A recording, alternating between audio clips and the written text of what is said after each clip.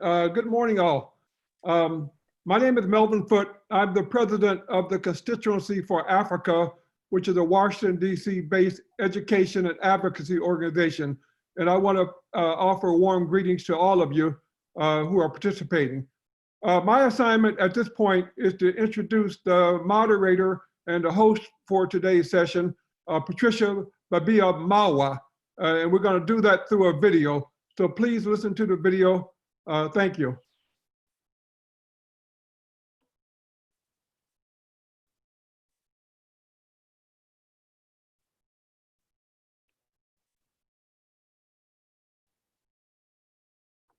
Melvin, you did the share during our test, I believe, if you could get that going. What was that? Before, when we met, whoever shared the video and tested the sound, if they could do the share and initiate it, because it was not I. Lydia is supposed to do it. I got Bill it. is working on it.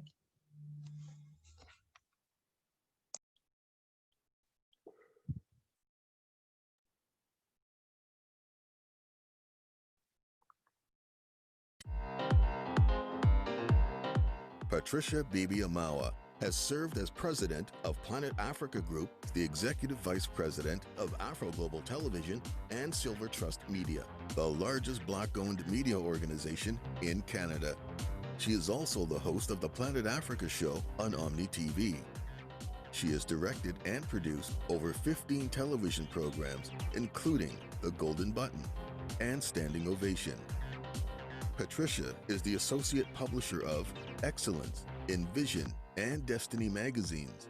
In 2008, Silver Trust Media introduced the Discover magazine series, which has since released over 20 titles and editions in various countries. Listed in the Who's Who in Black Canada, she is a recipient of the York Regional Police Civic Leadership Award, the Martin Luther King Dreamkeeper Award, and a Queen Elizabeth II Diamond Jubilee Medal. The mother of four is the co-founder of the Crossover Mentorship Program, a youth empowerment initiative. Patricia was spotlighted as Woman of the Week in Women's Post and also featured on CNN International in a half-hour special with her husband Moses. In March 2016, the duo launched Afro Global Television, a 24-hour television channel that is on Rogers Cable, Bell 5, Eastlink, and TELUS across Canada. In 2018, Patricia and Moses co-authored the 150 Extraordinary Canadians Legacy book with a foreword by the Right Honourable Justin Trudeau.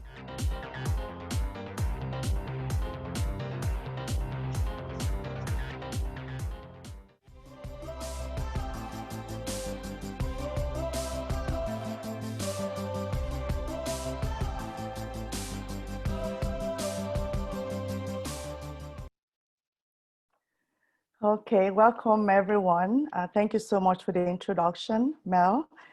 Good morning. I'd like to welcome everyone joining us from Canada, the US, and from across the diaspora, as well as from Africa. I am Patricia Bibi Amawa, and I'm so delighted to be your moderator today. Now, this event is being organized by Africa Trade Desk and Constituency for Africa. And the theme is Canada-US Diaspora, Building a strategic, sort of plan for unity. So US, Canada, diaspora, building an operational strategy for unity. Now, unity is very important for the socioeconomic and political development of any society or community. And as Kwame Nkrumah said, the forces that unite us are intrinsic and actually greater than the superimposed forces that keep us apart. Now, as people of African descent, unity is a bedrock upon which we can insulate ourselves from, future oppression, domination, and all the forces that actually keep us down. And I must say that, having this forum, uniting the diaspora to discuss unity is such a great opportunity for us to collaborate and come up with ideas on how we can forge, a solidarity that will keep us bound to address the issues that we face today and the issues that we will face tomorrow. Now, without further ado, I'd like to introduce a special lady who is here with us, who will be introducing our keynote speaker for today's event. Now, she's one of the world's leading experts on African trade and investment, and she's currently the president of Mercy Ships, while simultaneously maintaining her position on the International Executive Board of Directors of Mercy Ships. She's a very amazing young lady who has forged relations between the US and Africa. I'm talking about Rosa Whitaker. So Rosa, if you could introduce our keynote speaker, that would be awesome. Thank you so much. And Mel, I want to thank you for that kind introduction. And I also want to thank Mel Foote for his steadfast work. I told him yesterday that he's still standing. And in the United States, when you're working on Africa policy, that is amazing. So I want to thank you, Mel, for the impact and consistent work and leadership of the Constituency for Africa. Let me just say that I am really pleased to introduce my dear friend, Dr. Vera Songwe. And the reason why I think these kind of forums are so important, I believe that perhaps now more than ever in our collective lifetimes, strong and effective leadership across Africa is critically important. And why? Because Africa, like much of the world, is facing an unprecedented crisis and is at a crossroad, particularly when we look at the aftermath of COVID and the choices, the tough choices and trade-offs that Africa will have to make. And I can tell you that Vera Songwe is one of the strongest leaders, strongest economists on the continent. Do not be deceived by her age. She is effective, she is prepared, she is brilliant. I've watched her work over the decades. So let me just give you a bit about her background. As you know, she is the Executive Secretary for the United Nations Economic Commission for Africa. Now, under her leadership, I can say she's become the first woman to serve in that post. But the United Nations Economic Commission for Africa is sort of like a brain trust, a policy brain trust for the continent. And before that, she was the regional director for Africa, covering West and Central Africa for the International Finance Corporation, and country director for Senegal, Cape Verde, the Gambia, Guinea-Bissau, Mauritania at the World Bank. She was also a lead economist at the World Bank. She's a senior fellow at the Brookings Institute, Africa Growth Initiative. And as a part of the impressive institutional reforms we've seen over the past few years with within the African Union, she was also a part of that institutional reform team. She's on the front lines of shaping the African Continental Free Trade Agreement. She is an activist, she is an advocate, she is a policy leader, she is a one who's very passionate about Africa's growth. And in all of her roles, she's never seen them as jobs, but more like callings. And let me just say, academically, she is impressive and prepared, holding a PhD in mathematical economics from the Center for Operations Research in Belgium. She has a Bachelor of Arts degree in economics and political science from the University of Michigan. Let me just tell you, she not only has a good head, but she also has a good heart. And it gives me a great pleasure to present to some and introduce to others Dr. Vera Songwe. Thank you very much. Good afternoon, good morning, good evening, Rosa. Thank you, my friend. It's always a pleasure to be with you and to see you. To Mel, thanks for having me. Patricia, thank you.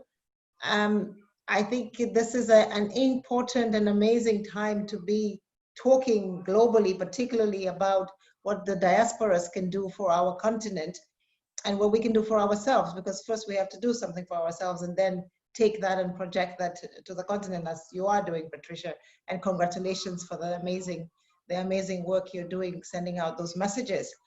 My job today is to really talk about, I think, first of all, the collaboration, but maybe also to introduce you a little bit to what the Economic Commission for Africa does, because as the diaspora, and you need to know what the institutions on the continent are doing and how maybe you can interact with those institutions on the continent to ensure that, when you have ideas or that your messages can come through onto the continent in a way that is organized.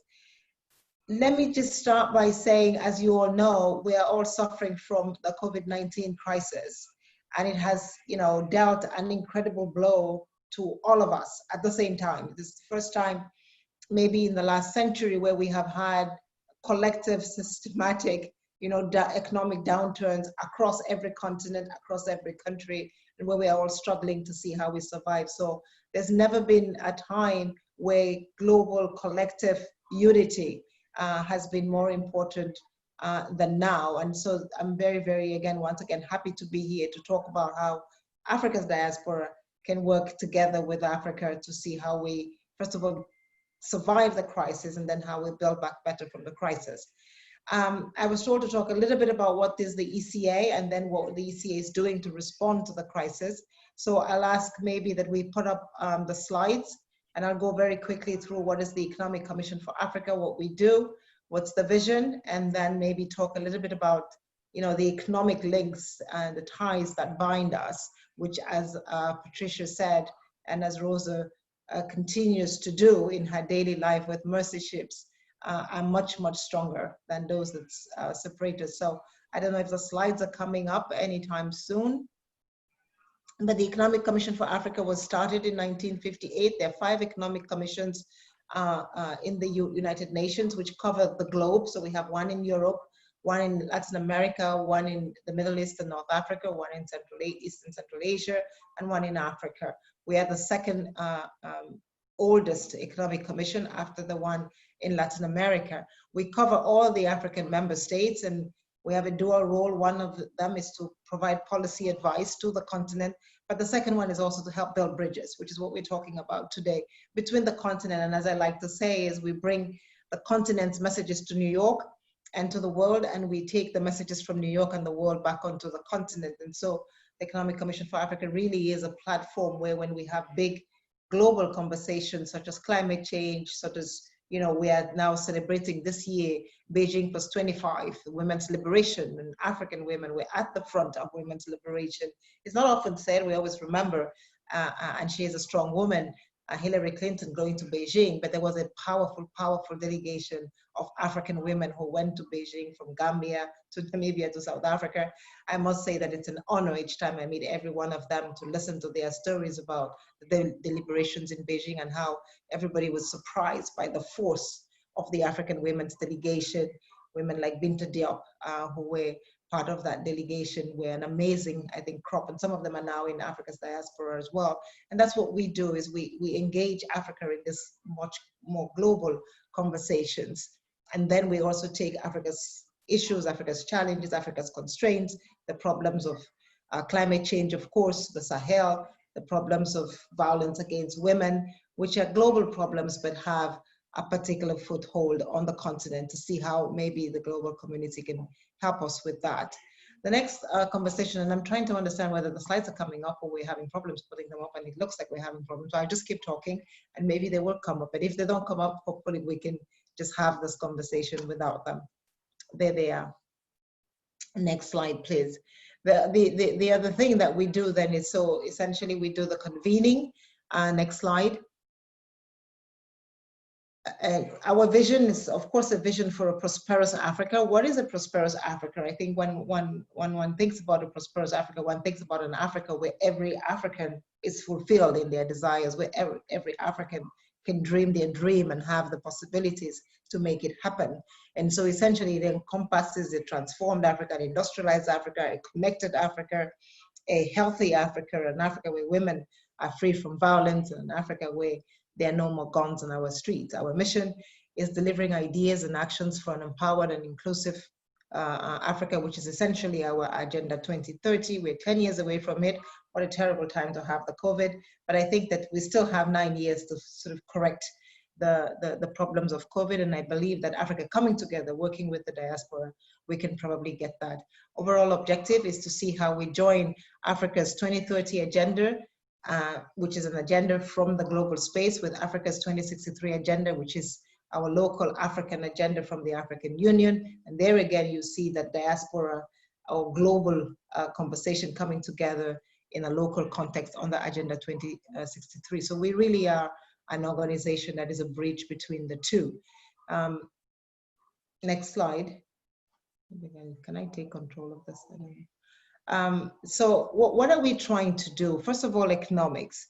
What we have set out to do is to ensure that we can build capacity of our member states and our countries to analyze the economic situations and take the right decisions.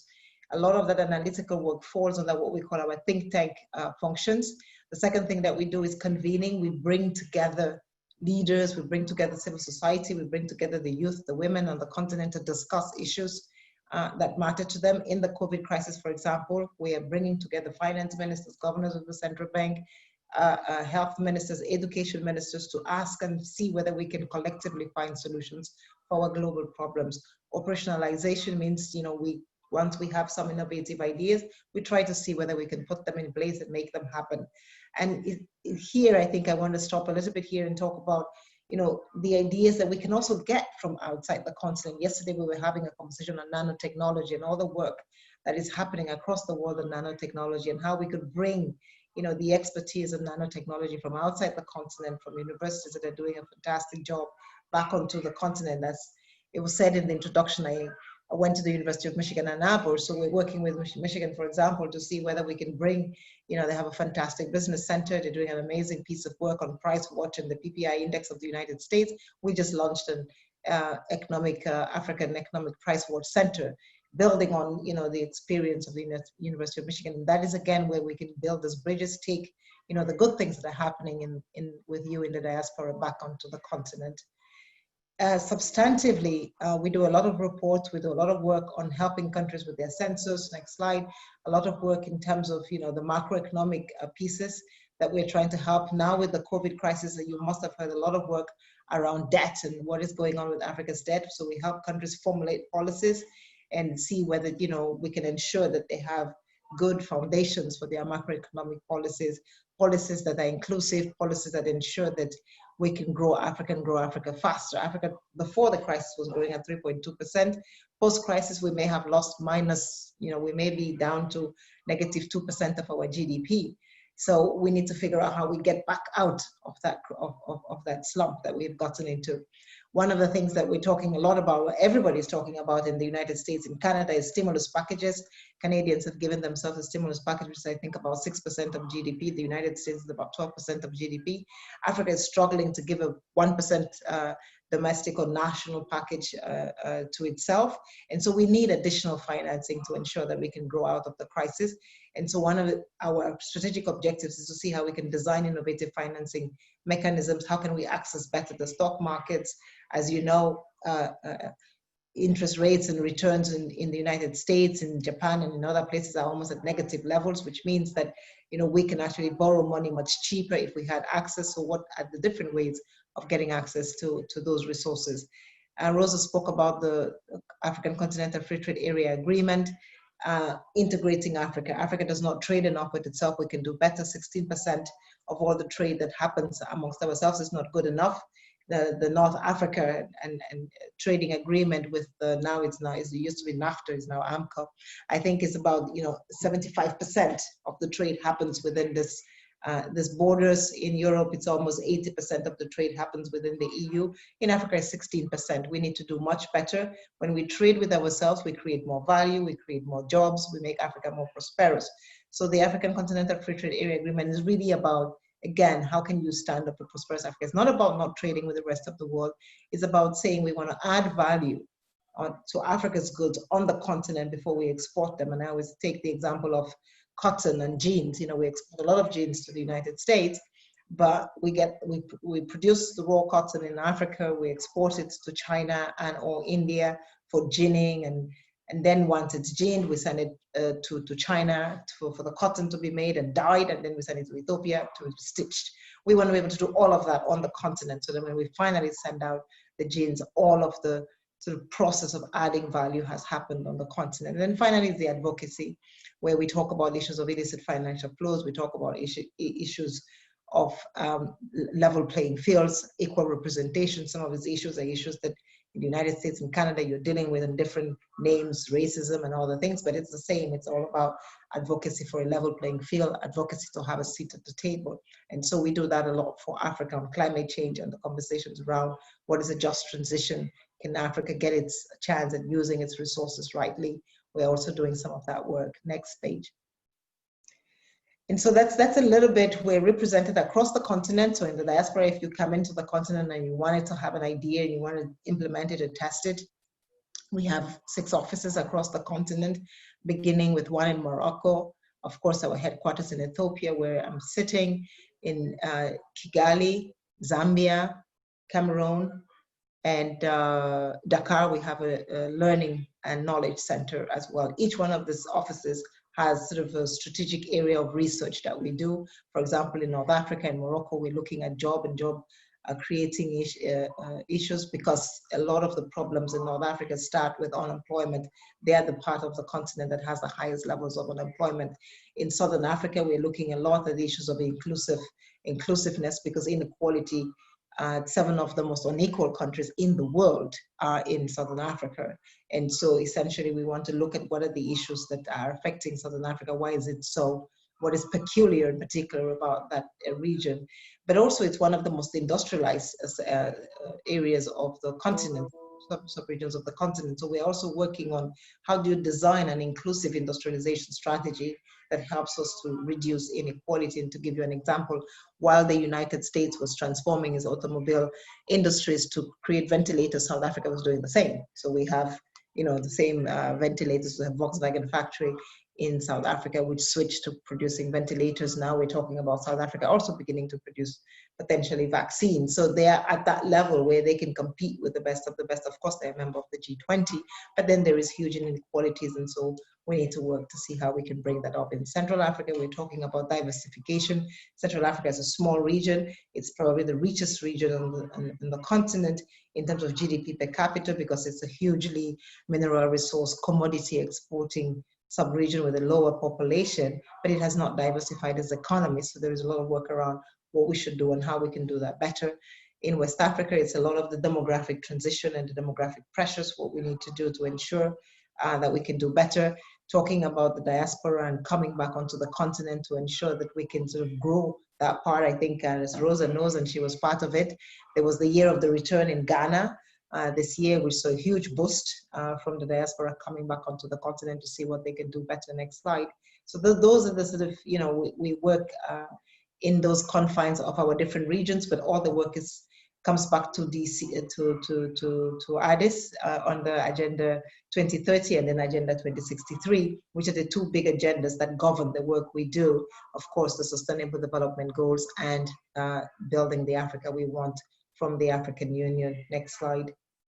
We're celebrating this year the Decade of Action, which actually launches the SDG goals and gives us another 10 years, where hopefully within those 10 years, we will be able to actually make some progress in achieving the goals. Today, actually, we were just looking at where is Africa vis-a-vis the Agenda 2030, and we're not doing as well as we should be doing. I think we could do a lot better. And again, I think working with the diaspora on new and innovative ideas can help us fast track some of the work that needs to be done in terms of poverty, in terms of climate change, in terms of women's equality. I think there's still a lot more. We've all seen the shortages in the area of healthcare. We've made some progress on women and access to education overall on the continent, but not as good. We work in an institutional setting that has the African Union as the global leader on the continent. It's a political leader that brings all of us together to ensure that there is consistency and harmonization in the messaging. Then of course you have the African Development Bank, which by the way was created by the Economic Commission for Africa, which is sort of now the Bank of Africa, Africa's Bank as we like to call it. With my brother Desina at the top. And then of course the Economic Commission for Africa, where we are a think tank. And then we also test and experiment on ideas that we can then put out for this, hopefully the African Development Bank and other development agencies. We work a lot with the IFIs, the World Bank, the IMF, the Canadian Development Agency, of course, and all the others, the Europeans, to ensure that, again, there is consistency in what we're doing. Next slide.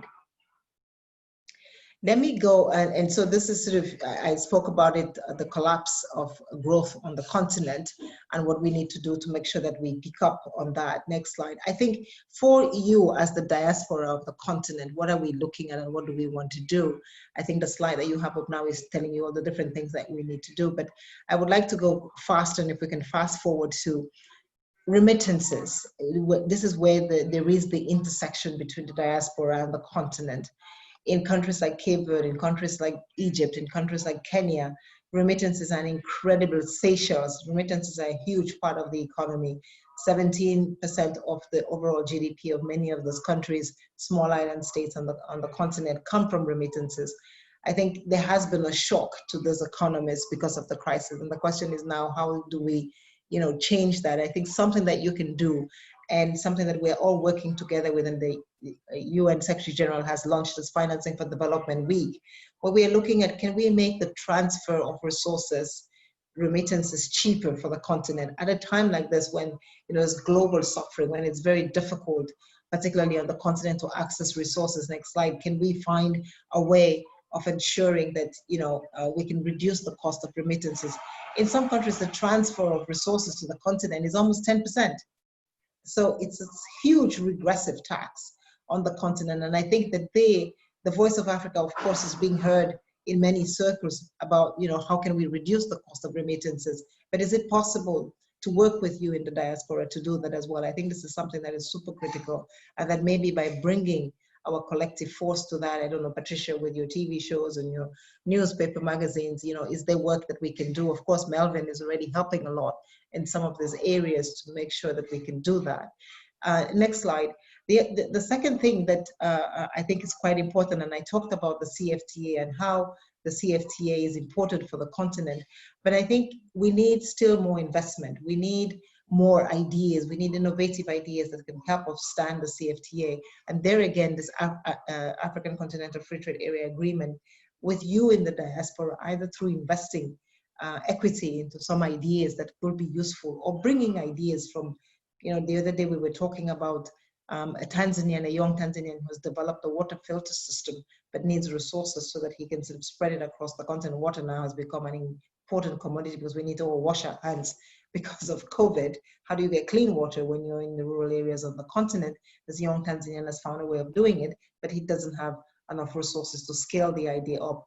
Diaspora can be very helpful. Tourism is a huge income earner. Africa, 51% of Africa's GDP comes from services, almost 30% from retail and tourism sectors. So again, I think that as we begin to try to think about how we grow out of the crisis, the diaspora coming back home, even for leisure activities, becomes an important part of that Build Back Better story as we go forward.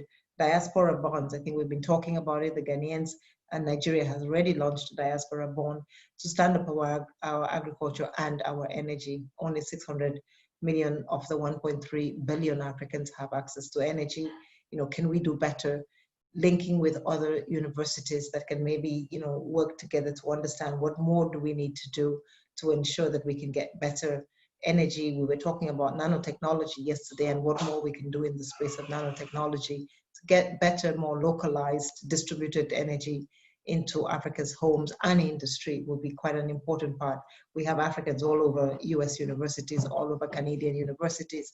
Can we develop and design programs that allow you summer schools with maybe kids, students that go out into Canada and the United States for classes and training? I think it's part of that whole conversation. We're not talking about COVID and the vaccine, collaboration and research is going to be quite important to see how we can move that agenda forward. Again, it's a double agenda. I mean, what more and what better than, collaboration in the health sector? And they, again, Mercy Ships, and God bless your heart, Rosa, for all the amazing things that is being done by Mercy Ships, because they transform lives. When you have access to medical facilities that can do this, you really begin to get to ensure that a prosperous economy starts with a healthy economy. And so I think a lot of the work that happens philanthropically also from the diaspora in areas like what Rosa is doing with Mercy Ships are amazing parts of what today on the continent, we import $14.7 billion worth of drugs, just drugs, onto the continent. We still have the highest rates of maternal mortality. And so if we can get access to services such as, what Mercy Ships is doing or what the University of Michigan is doing in the Horn of Africa for healthcare services, I think all of that helps. All of this is happening with the diaspora, African diaspora. Finally, and I think it's very important, we cannot talk about it without talking about that, is governance and leadership on the continent. I think that there is space for the diaspora to contribute to the discussions that are happening about how we shape the governance structures and the governance environment on our continent. Can we do it in a constructive way? For a long time, I think the diaspora sometimes has not been very constructive in the conversations on how you shape the governance systems on the continent. And in places like Ghana, they've been powerful forces for change and for good. And I think we can do that. We can do that better. We see that when we come together like that. I mean, South Africa, of course, is the quintessential case of a diaspora that has helped to stand up in 1994 the new South African government and ensure that it can be a stronger government that delivers equitably across the system for all its people. So I think even in that space of access, of equity, of voice, the diaspora can be quite important and quite strong and also play a constructive role. They can sometimes play a destructive role, and we need to work on that as well. But I think it can be a very constructive role that can be. You're sitting close to the US Senate, and this is Melvin, and I'm talking to you now. When they're passing bills, unfortunately, the last bill didn't pass, but there was about $4 billion of potential aid that was going to be coming to the continent. In Canada, the Prime Minister is sharing the UN's Financing for Development conference, and where a lot of Africa needs additional support. And so, again, the diaspora through this processes can really help your sitting governments, your respective governments where you are. In the case of the US, pass bills that are favorable to some of the issues we're working in on our continent with Financing for Development to get the Canadian Prime Minister and the Ministry of Finance and the Central Bank to see how they can get more liquidity onto the continent. So that really is, those are the things that we work with and how we work at the ECA, but hoping that we can work more with the diaspora and maybe eventually have some events so that we do together. There's already a few on the continent. We can do more to make sure that we benefit from each other's knowledge and love for this, what is essentially all of us, our motherland. Thank you very much. Thank you so much, Honorable Songwe. Amazing presentation there.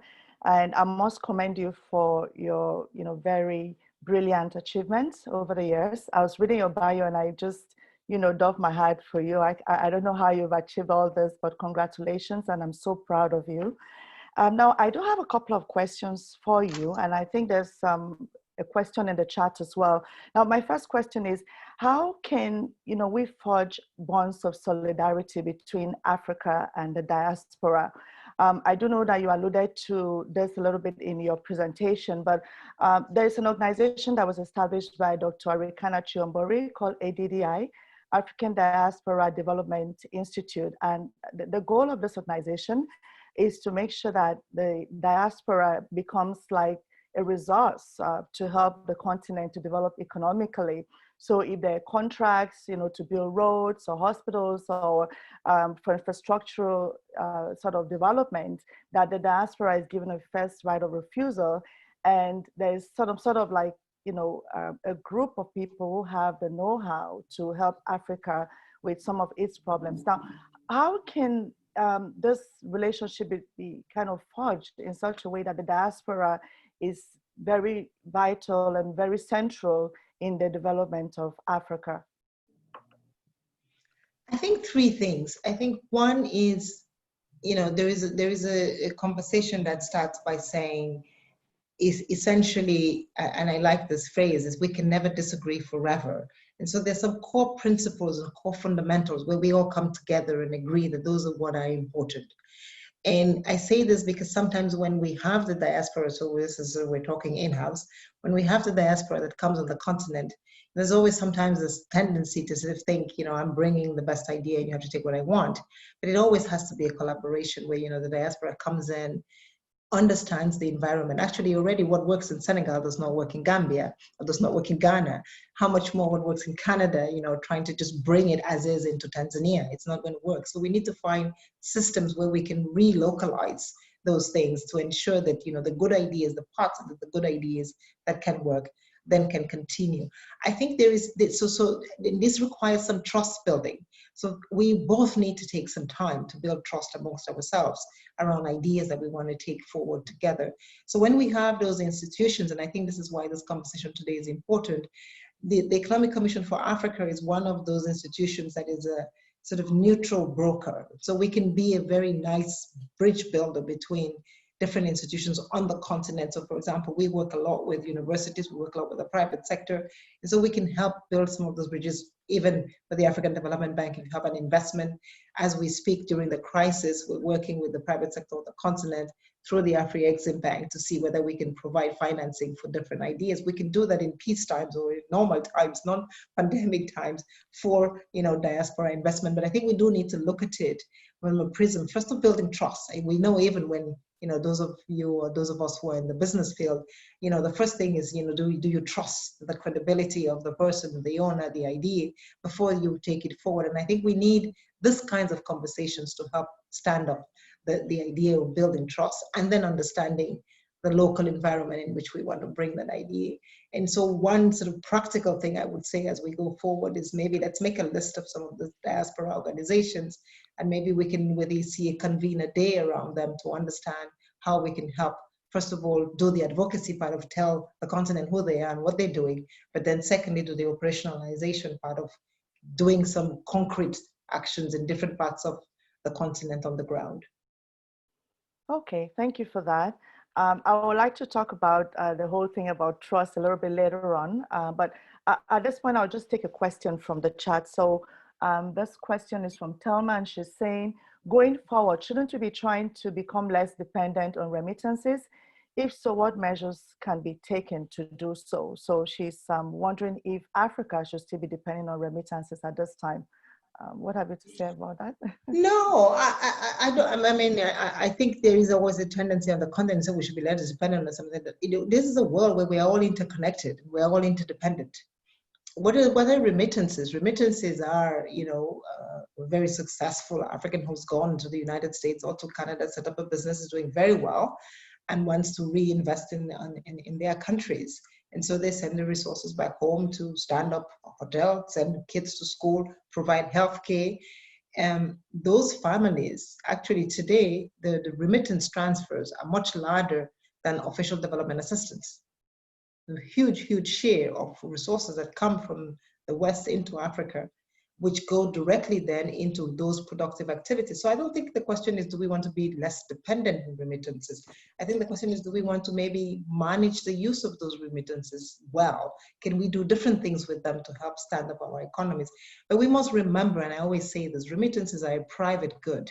It means it's you and me, independent individuals, that decide, I want to either invest my money in my niece who is home, who is smart, and I want her to go to school. I want to buy a house for my grandmother and put her there.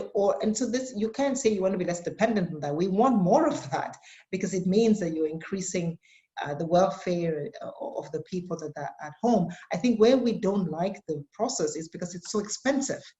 And so those who are working really hard in the West or in the Arab world, are not making as much resources. The cost of them doing this transfer becomes regressive because it's quite expensive to do the transfer. And I think that's the problem. But I think the more remittances we can get, the better for all of us, because it's individual, it's private resources that are going to the development of either individuals or large groups.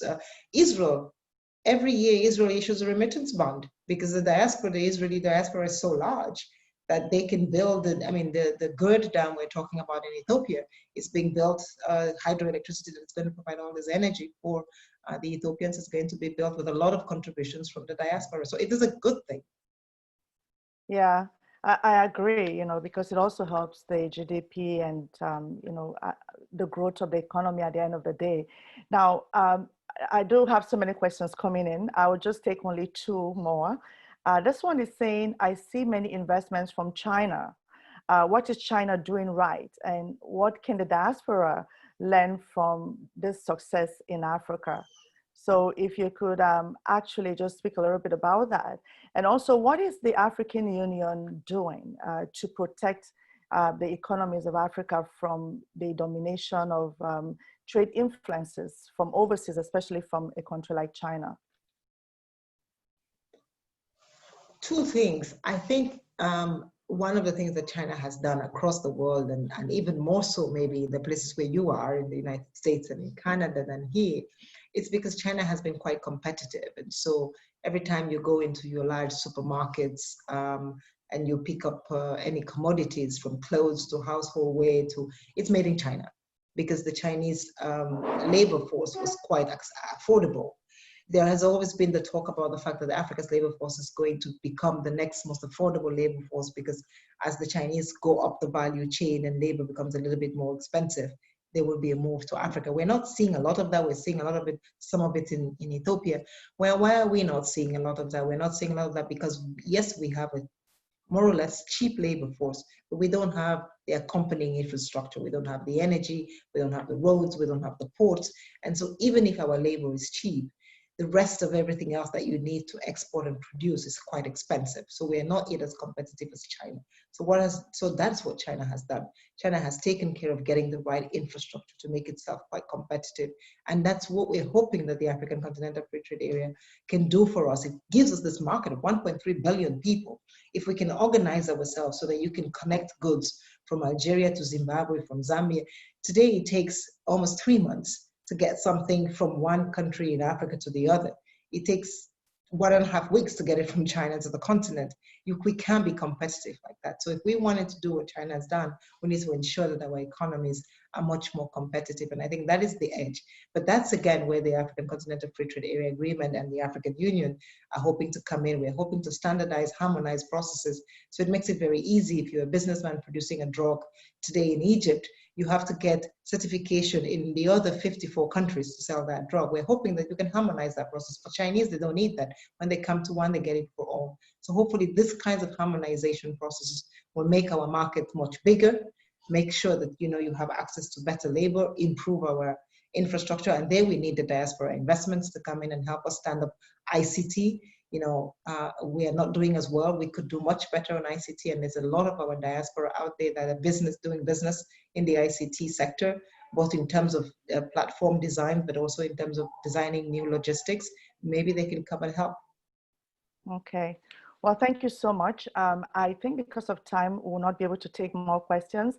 But I mean, Honorable Songwe, if you can respond to some of the questions in the chat, I'm sure they will appreciate it. Thank you so much once again. It's such a delight and honor to have you join us. And I think we're just going to continue the conversations about how we can collaborate more, those of us in diaspora with the continent. And I see your bio that you also were with the World Bank and you're involved with the Murray Bryan Foundation, which is doing an amazing work in developing Africa and sort of challenging our leaders to do better for Africa. So do have a wonderful rest of the day, and I hope you can stick around for the panel discussion later on, because if there are questions, we can have you answer some at that point as well. I'll try to stay for another 10 minutes. But yes, corruption is one of the most important drawbacks on the continent. I always say, I think I've been quoted so many times as saying corruption is our cancer. We need to, if we can take the corruption out of what we do, and that's why technology is going to be very important. I think we will be so much better. ACA is writing a lot of reports on that, and we'll be very happy to work with anybody on this issue. Thank you very much. Thank you. Thanks for having me. Yeah, thanks for joining us. Now, our next speaker is one of the most prolific, brilliant minds that is in African development studies, and like a think tank for so many issues to do with Africa. Now, if you've not heard the name Molefi Asante, then you have not heard too much. So Molefi Asante is a professor and chair of the Department of Africology at Temple University in Philadelphia, where he founded a PhD program in African American Studies. He's the co-founder of the Afrocentricity International and is often called a prolific African American scholar and has published over 92 books. He's also published more than 500 articles and is considered one of the most quoted living African authors in the world. In 2019, the National Communication Association named him an NCA Distinguished Scholar, which is the highest honor. I'd like to welcome Professor Molofe Asante to actually speak. He's one of our guest speakers.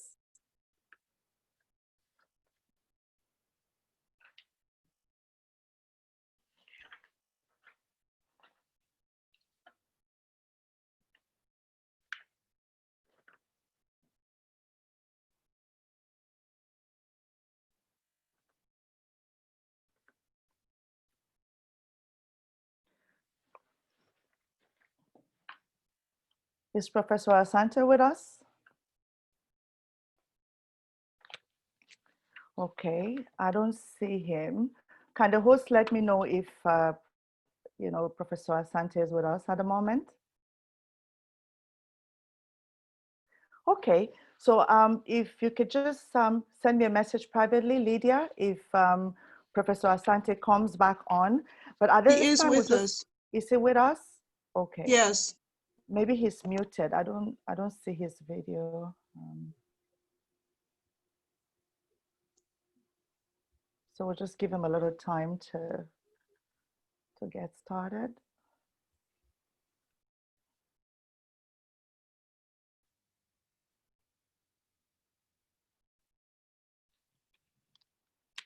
Okay, it looks like he may be having some technical difficulties. So, I mean, these things are expected in Zoom events. So anytime he comes on, Lydia, if you could just send me a private message, I can then, have him speak. I'm really, looking forward to hearing Professor Asante, because every time he speaks, he evokes a passion in me, to do more. And I think his, speech is going to be something, we all will be happy we listen to today. So we'll kind of move on, and when he's able to join us, then we'll kind of bring him on. Now, right now we're going to have a panel discussion with some amazing individuals, some from Canada, some from the United States. I'll just introduce them and then we'll get right into it. Now, the first person I'm introducing is Dr. Julius Garvey. Dr. Julius Garvey is a surgeon and the medical director of Garvey Vascular Specialists in New York. He is the son of the legendary civil rights and Pan-African activist Marcus Garvey, who founded the Universal Negro Improvement Association in 1914. A leading representative of the diaspora in African Union affairs, he is the CEO of the Garvey Chatouye Initiative. Dr. Garvey has been involved with initiatives in the Caribbean and Africa.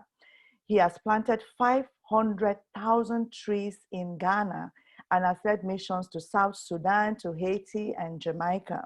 He's an advocate for a universal Pan-African nation with the redemption and renaissance of African civilization at the center of it all. Our next panelist is Richard Sharp, and Richard Sharp has been working on an Interchange Canada assignment with the Dream Legacy Foundation. His work involves leading initiatives in support of Government of Canada commitment to United Nations Decade for the People of African Descent.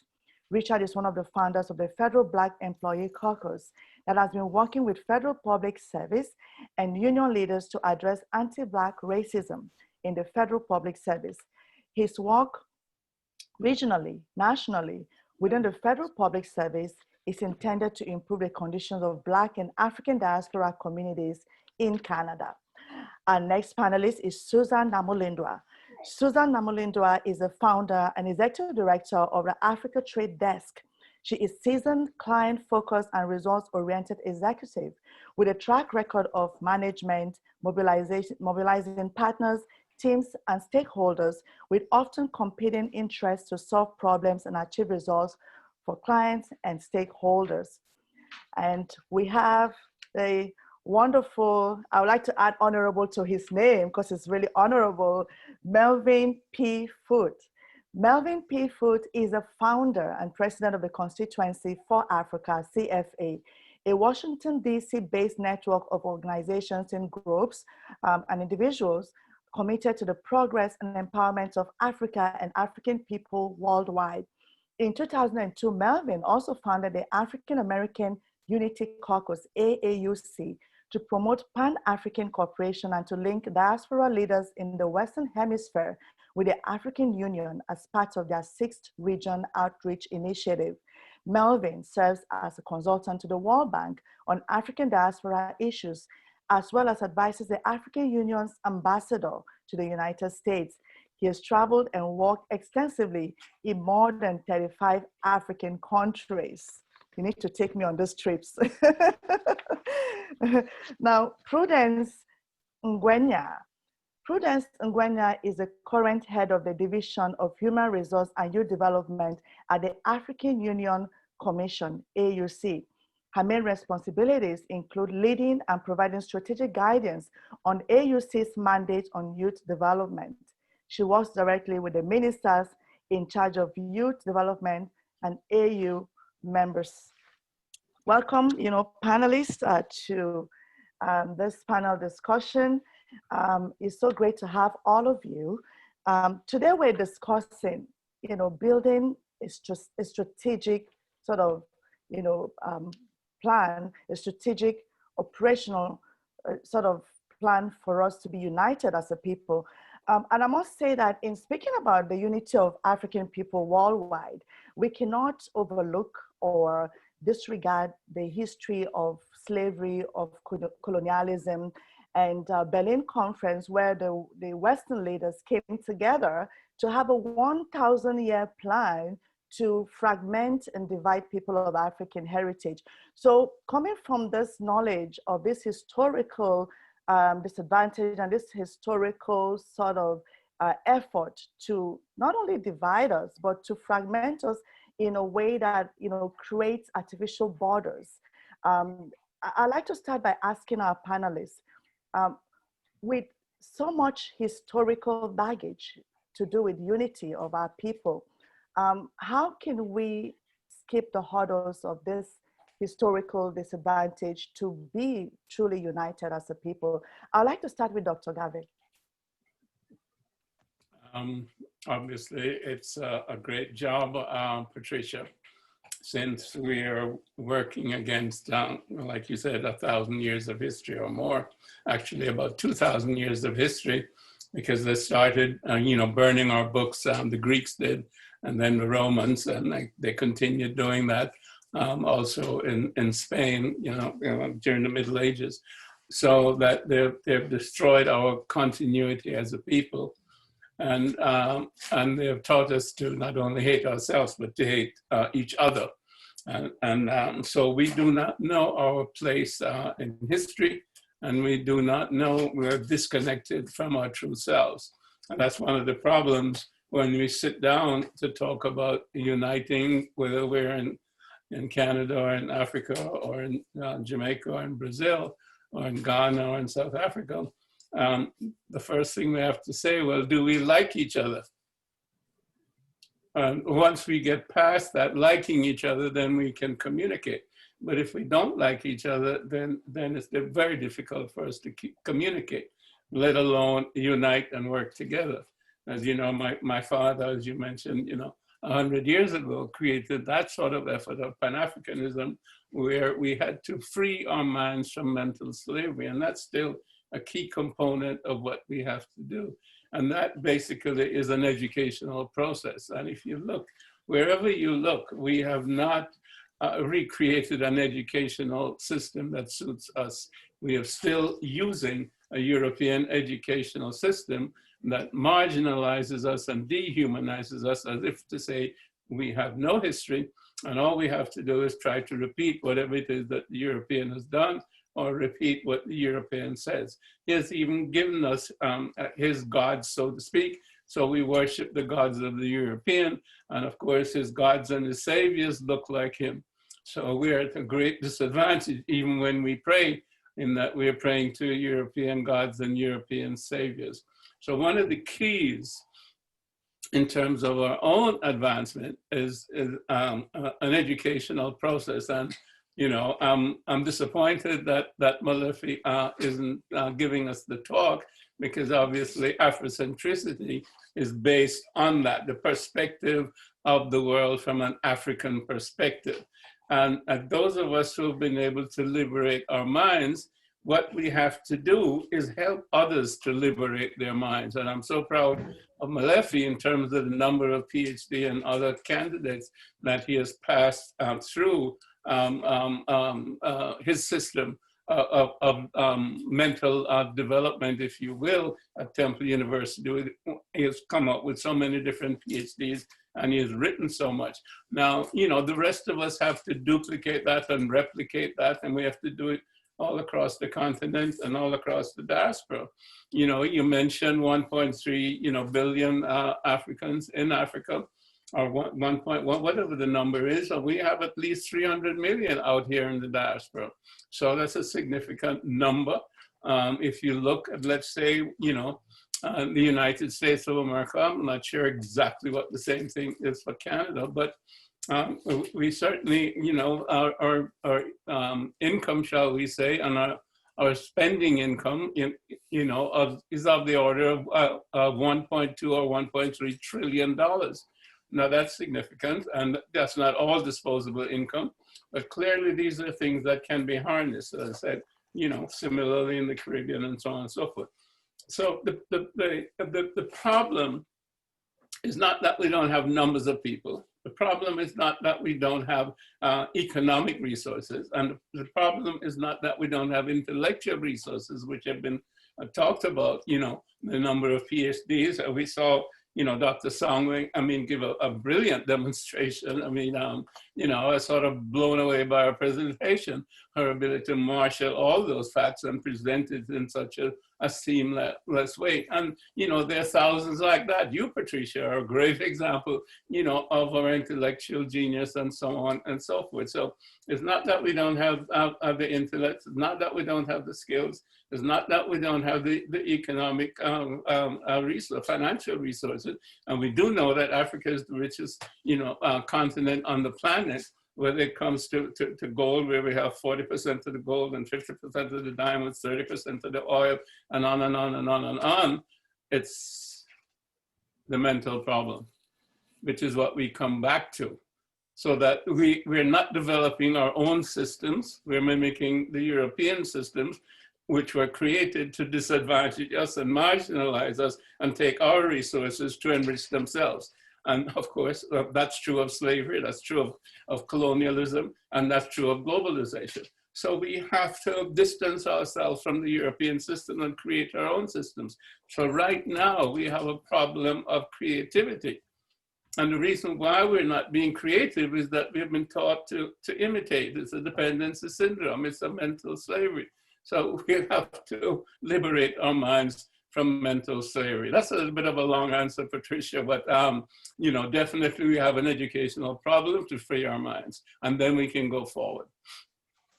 Yeah, thank you, Dr. Garvey. You mentioned two amazing points there. The one is liking ourselves, and then secondly, to emancipate ourselves from mental slavery.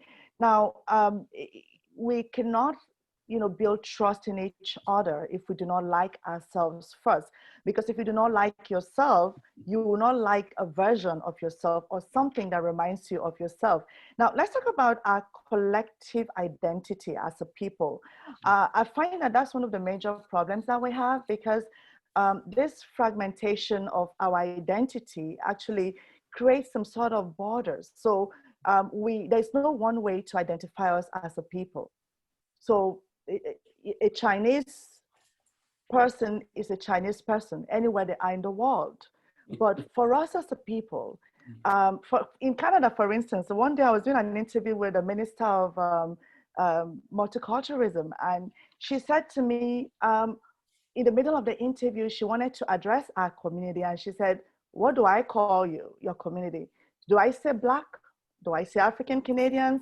Or do I say, what about the Caribbean?" So she kind of got stuck just in trying to address us as a people. So I like you, Richard, to jump in here about, our quest for unity.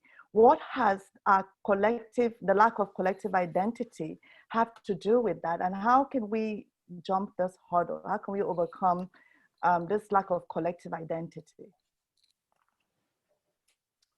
Thank you, Patricia, and it is an honor, an absolute honor to be on the this call with so many distinguished guests and speakers. Dr. Garvey, our only connection is that my direct descendant is Sam Sharp, and the liberator of. That's a great Jamaican. Yes, one of sir. our heroes, yes. Yes, sir, and that. I'd just like to say that Sam Sharp led a revolution that preceded the end of slavery in Jamaica. It was in 1832, as I recall. Mm-hmm. And British, of course, he mobilized more than 800 quotes enslaved people to fight against British slavery. And of course, there were overwhelming odds for the British in terms of their weaponry. And when he was sentenced to be hung, and you say, I'd rather die on young gallows than be a slave. I just wanted to contribute that to your ancestry. You come from great ancestry. And this is what you mean in terms of liberating our minds from mental slavery. We'd rather die on yonder gallows than be a slave. So thank you, sir, for that. You have great heritage. Yes, thank you, and thank you for that. And the tragedy of knowing that heritage is that it took me so long to find out about it. I think that disconnectedness and the mental, emancipating ourselves from mental slavery, which is something that Bob Marley sings about as well, is something that we end up having to overcome in order to progress as peoples.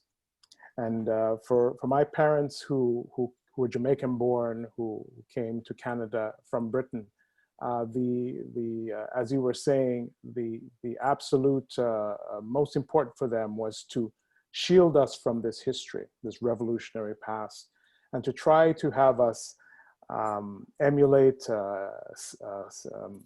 become part of the Canadian mosaic, to whitewash ourselves mentally in order to be able to fit in. But as so it wasn't until my late 20s that I found out about my lineage, or that I even knew anything about Jamaica, actually. I think it was around that time that I started to grow my hair long.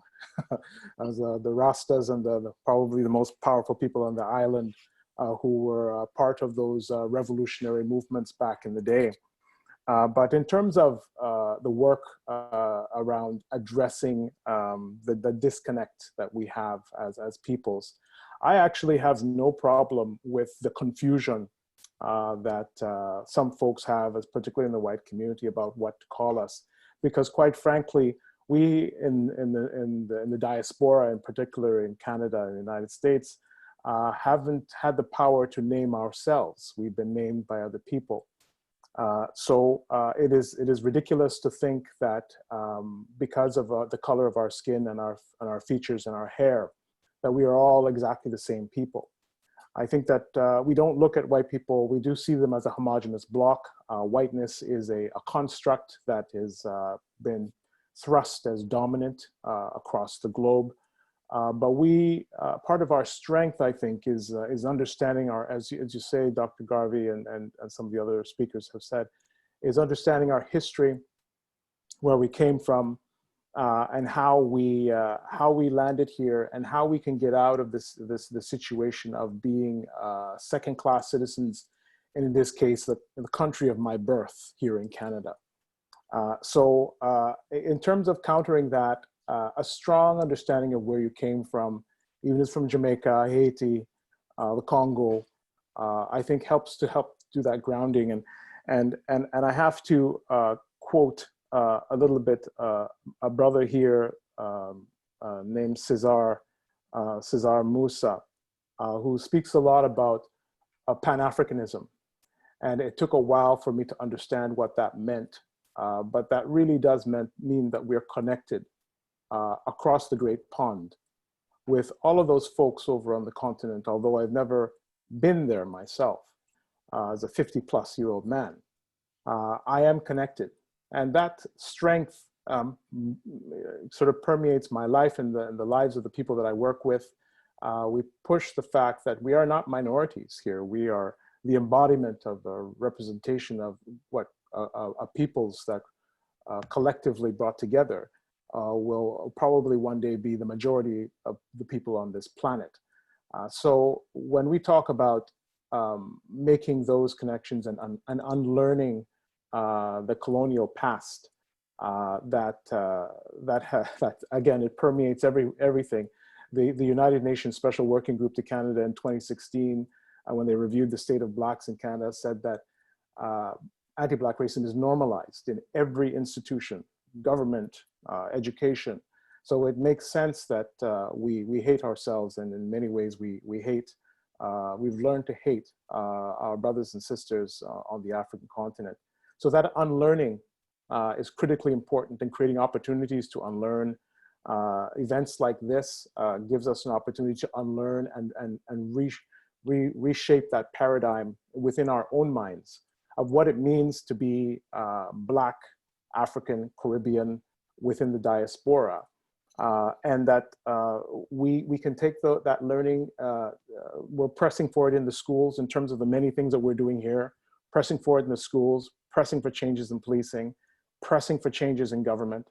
And even my brother Robin Brown, who I think is on the line here, started a freedom school here in Ottawa, which I thought at first I said, we don't have time for a freedom school.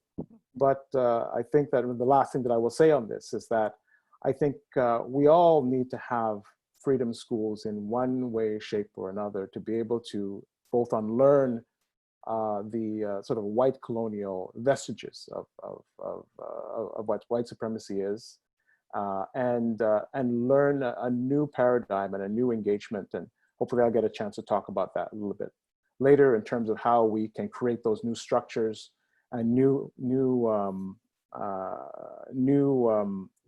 paradigms, new structures, new entities that are not modeled off of colonial pasts. Those haven't worked for us. So part of that is part of educating ourselves and again, liberating our minds from these, the vestiges of sort of colonial and neo-colonial thinking. So thank you.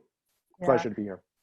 Thank you, Richard. And I know you have a presentation to make, so I will call you on to do that after this discussion. You said something about us being named by others. First, in the diaspora, the Americans were called the Negro. And then now we have African Americans, Black Americans. And I see that somebody posted in the chat here and said, can we start with self-identity as Africans born in Jamaica or Africans born in the US? And for me, I was born in Africa, and I know that my experience is different from somebody that was born in the United States or in Canada. But I see that other peoples tend to identify with their roots, their heritage. But in our case, I find that sometimes when you mistakenly, say to someone who was not born on the continent, are you African? They get upset. And Marcus Garvey said that a people without a knowledge of their heritage and ancestry, they're like a tree without roots, and Kwame Nkrumah said, I am African, not because I was born in Africa, but because Africa was born in me. Do you think that it is time for us to rename ourselves as a people, being that all the names we've been called were given to us by other people who did not have our best interests at heart? My question is, will a collective identity help us to see ourselves as one? Or what are the other things that are critical for us to see ourselves as a group, as one? I see that Melvin is gone, so I will ask you, Susan, to tackle that. I would like Melvin to say a few words about that as well. And I'd like Dr. Garvey to also comment on this, because it's a very critical question that we need to ask ourselves. And sometimes when people ask you, where are you from? It's a question that is loaded, because at the end of the day, they ask you a second question. Or you say, I'm Canadian, they ask you a second question. Or I'm American, they ask you a second question. But where are you really from? So yeah, Susan, jump in. Thank you, Patricia. I was hoping I'll get to say something around this one, and I thank you.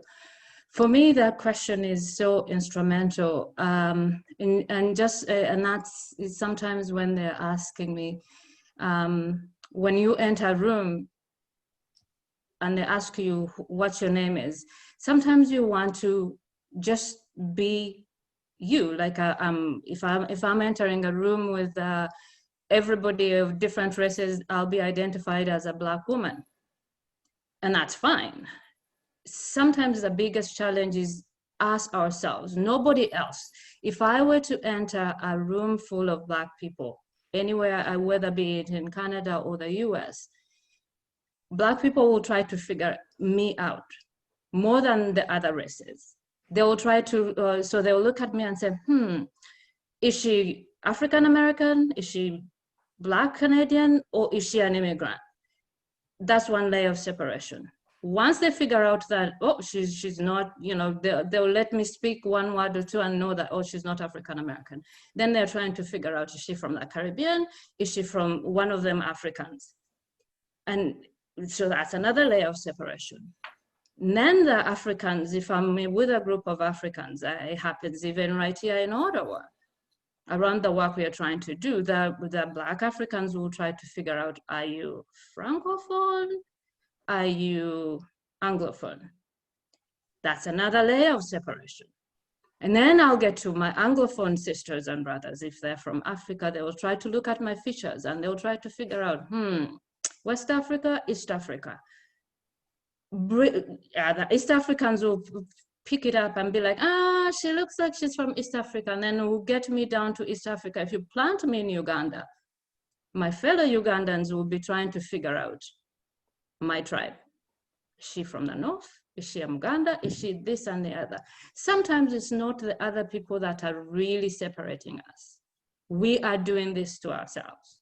So before, even when I get to Uganda and the Ugandans will figure out that I'm a Muganda, you know, they have placed me by my name, by my features, they'll still try to figure out what clan now. Is it this clan or the other clan? At the end of it all, they will put me down to my village. If you place me in my village, which is about 40 kilometers north of Kampala on the way to Sudan, you have missed a whole lot of me. And you have missed a whole lot of what I can do. In this time when you're trying to figure out where I am, what it is, we could have been talking. So I like the idea of the person who put it in a chat that we should first start to call ourselves Africans born in wherever or born in if and around the work, I'll stick to Ottawa here, because even here we have a lot of work that is going on within the communities. But like you say, Patricia, people are still trying to figure out, if I am from Africa, am I for the community, collective community? We need to stop that. It does not matter, because the rest of the world sees us as Black, and they won't identify me down to my village, but my fellow Black people will try to do that. So going back to the idea of us being, you know, getting rid of that mental colonial factor. It does not matter where I am from or who I am. We should be looking mostly on what we can do to do our collective work together to better our communities. What can I do that you cannot do, so that together, if we add our abilities, we can do it? Okay. You know, like, let us forget what they, you know, forget everything else somebody is trying to call us on, whatever. Call ourselves brothers and sisters. You are my brother, you're my sister. Let's look after our family, our collective family. And I think together we can slowly learn that it does not so much matter whether my brother Richard was, you know, has Jamaican parents, or I have, you know, like, you know, Ugandan parents. But when we are working together, we are one and we are for our community good. I think that's where we start. Okay, thank you. And Morehouse, thank you for that comment in the chat. He's saying that, you know, Susan, that what you're doing is bringing out the multi-layers of separation the European implanted within our consciousness. He said we can, you know, counterbalance this multi-layers. Okay, so Melvin, I was asking the question before you stepped out briefly, the fact about our collective identity. if we defining our collective identity as one will help us to be more united. So, you know, Susan was talking about the fact that even though you know, European and the West actually have named us. They named us Negro. They named us all kinds of things. But, you know, the fact that we ourselves, you know, we are very segregated. But I'm just reading this comment from the chat. And I don't want us to have this conversation without the historical sort of challenges that our community has faced worldwide, be it slavery or colonialism. So what is your take on this? Do you think that having one name, way of identifying us will help us to be more united? And if so, what is your suggestion?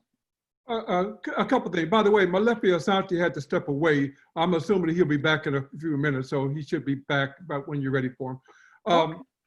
Okay, my point is, you know, these are all, I loved everything I heard, and no question about it. I agree with it all. But the reality is, the reason we're in the boat we're in right now is because the white man figured out the best way to exploit Africa's resources is divide and conquer. You know, get the left hand fighting with the right hand, get this group fighting with that group, you know, the tall ones against the short ones, the Muslim against the Christian. And so divide them up, and then you can get the gold and diamonds, oil, and all of that. That strategy is still very much in place. It was also, one of the things I want to point out is the reason that we're here today is because, you know, my friends up in Canada called me up and said, why don't we do something together? I said, why not? You know, I think a lot of us thought we couldn't work with Canada because of the border. You know, you need a visa or something to work with Canada. This is how fragmented we are, not realizing we could just pick up the phone and talk to each other, you know, and that's what we've been doing since this summer. And we've covered a lot of ground with Susan and Dina and my other colleagues up north. You know, my view is Black people spend too much time agonizing and too little time organizing, you know. I see us all the time finding ways, we find new ways to split ourselves up here in Washington. We find new ways of competing with one another.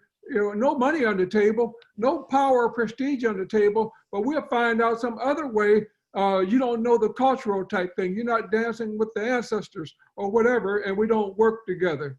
That's the reality of it. And so I think we have to, you know, change the paradigm and actually start collaborating. And that's what we're doing with the Canadian diaspora. We just feel like, you know, we could get a lot more ground covered if we just work together. You know, if we want to promote trade with Africa, let's work together. If you need information I have, let me share it with you. If you have information I need, share it with me. We're going to do the same thing with the Afro-Latinos. We're going to do the same thing with the Caribbean. If we don't do anything but improve the cooperation and coordination among the diaspora, I think it would be a major contribution. Now, I don't think that the name is all that important. You know, to me, you know, we're an African person, whether you're born in Ghana or Nigeria or Washington or Toronto. You know, you're an African person, and let's get that past. Now, we got to really put a lot of effort on this next generation of leadership. I think part of the problem is that all of us of a certain age, you know, we have, our minds are, you know, we talk about free the mind, our minds are locked, they're frozen, you know, it ain't gonna happen. So I think we need to put a lot more of our energy on dealing with those who are in elementary school. Let's look at the coloring books. Let's talk about the high schools. Let's talk about taking them to African embassies. Let's talk about programs. The program this evening, part of the Round Brown series, is gonna focus on the Blacks in the Peace Corps. And we're gonna shift how the Peace Corps does business in Africa. You know, we're gonna increase the number, for one, of Blacks. I'm a former Peace Corps volunteer. We're gonna increase the number of Blacks who go into the Peace Corps, and we're gonna shift the policy so that we can influence things. So I think the key is don't agonize, don't organize. Now, one of the things I wanna say is here in the United States in this last 3 years, we have learned some painful lessons. You know, we have thought that we had overcome. We have thought that Martin Luther King and John Lewis and, you know, did the marching and took the beatings, and we're at a different place now. We're finding out that we're not only are we at the same place, we're probably behind where we were. You know, the work ahead is absolutely monumental. So I think we have to see ourselves as only links in the chain. You know, I'm not the leader of the diaspora. Nobody can lead the diaspora. But what I can do is be a coalition builder. I could be a facilitator. I could be an information sharer. I could be a networker. I could do a lot of things to coalesce the diaspora to move in a more rightful direction. So I'm thrilled that we're having this conversation. The breadth and the depth of talent that has been on this call today has been absolutely outstanding, Patricia. And so I'm determined in my own capacity to do what I can to help unify, to help you know, coalesce the diaspora to have a bigger impact on developments on the continent and bigger impact on developments here in the diaspora. Thank you. Yeah, thank you so much, you know, Mr. Foote. And Dr. Garvey, I'd like you to chip in here. Well, basically, we need to develop a civilizational concept. We don't have that at the present time, and that's a fact of history.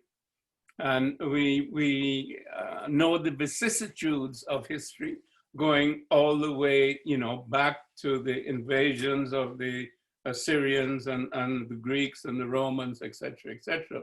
What we have to be cognizant of is the fact that we were the original people. We have to embed this in our minds. You know, but 200,000 years ago, Homo sapiens sapiens is us. Nobody else, it's us. African people. That's why it's important for us to be African.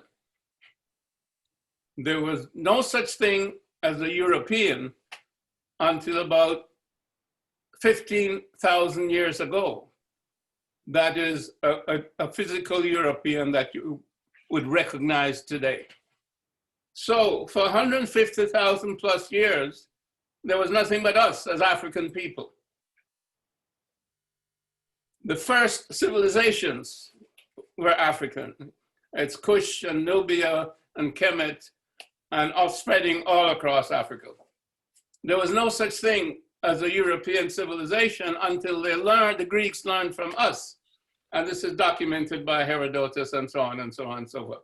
When you know these things, nobody can intimidate you. When you know these things, you have an African identity. When you know these things, you can be creative and you can function in any society.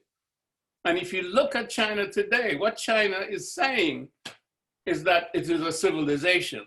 And that is what they are projecting on the world stage. Now, Africa has to get to that situation where Africa is projecting an African civilization on the world stage.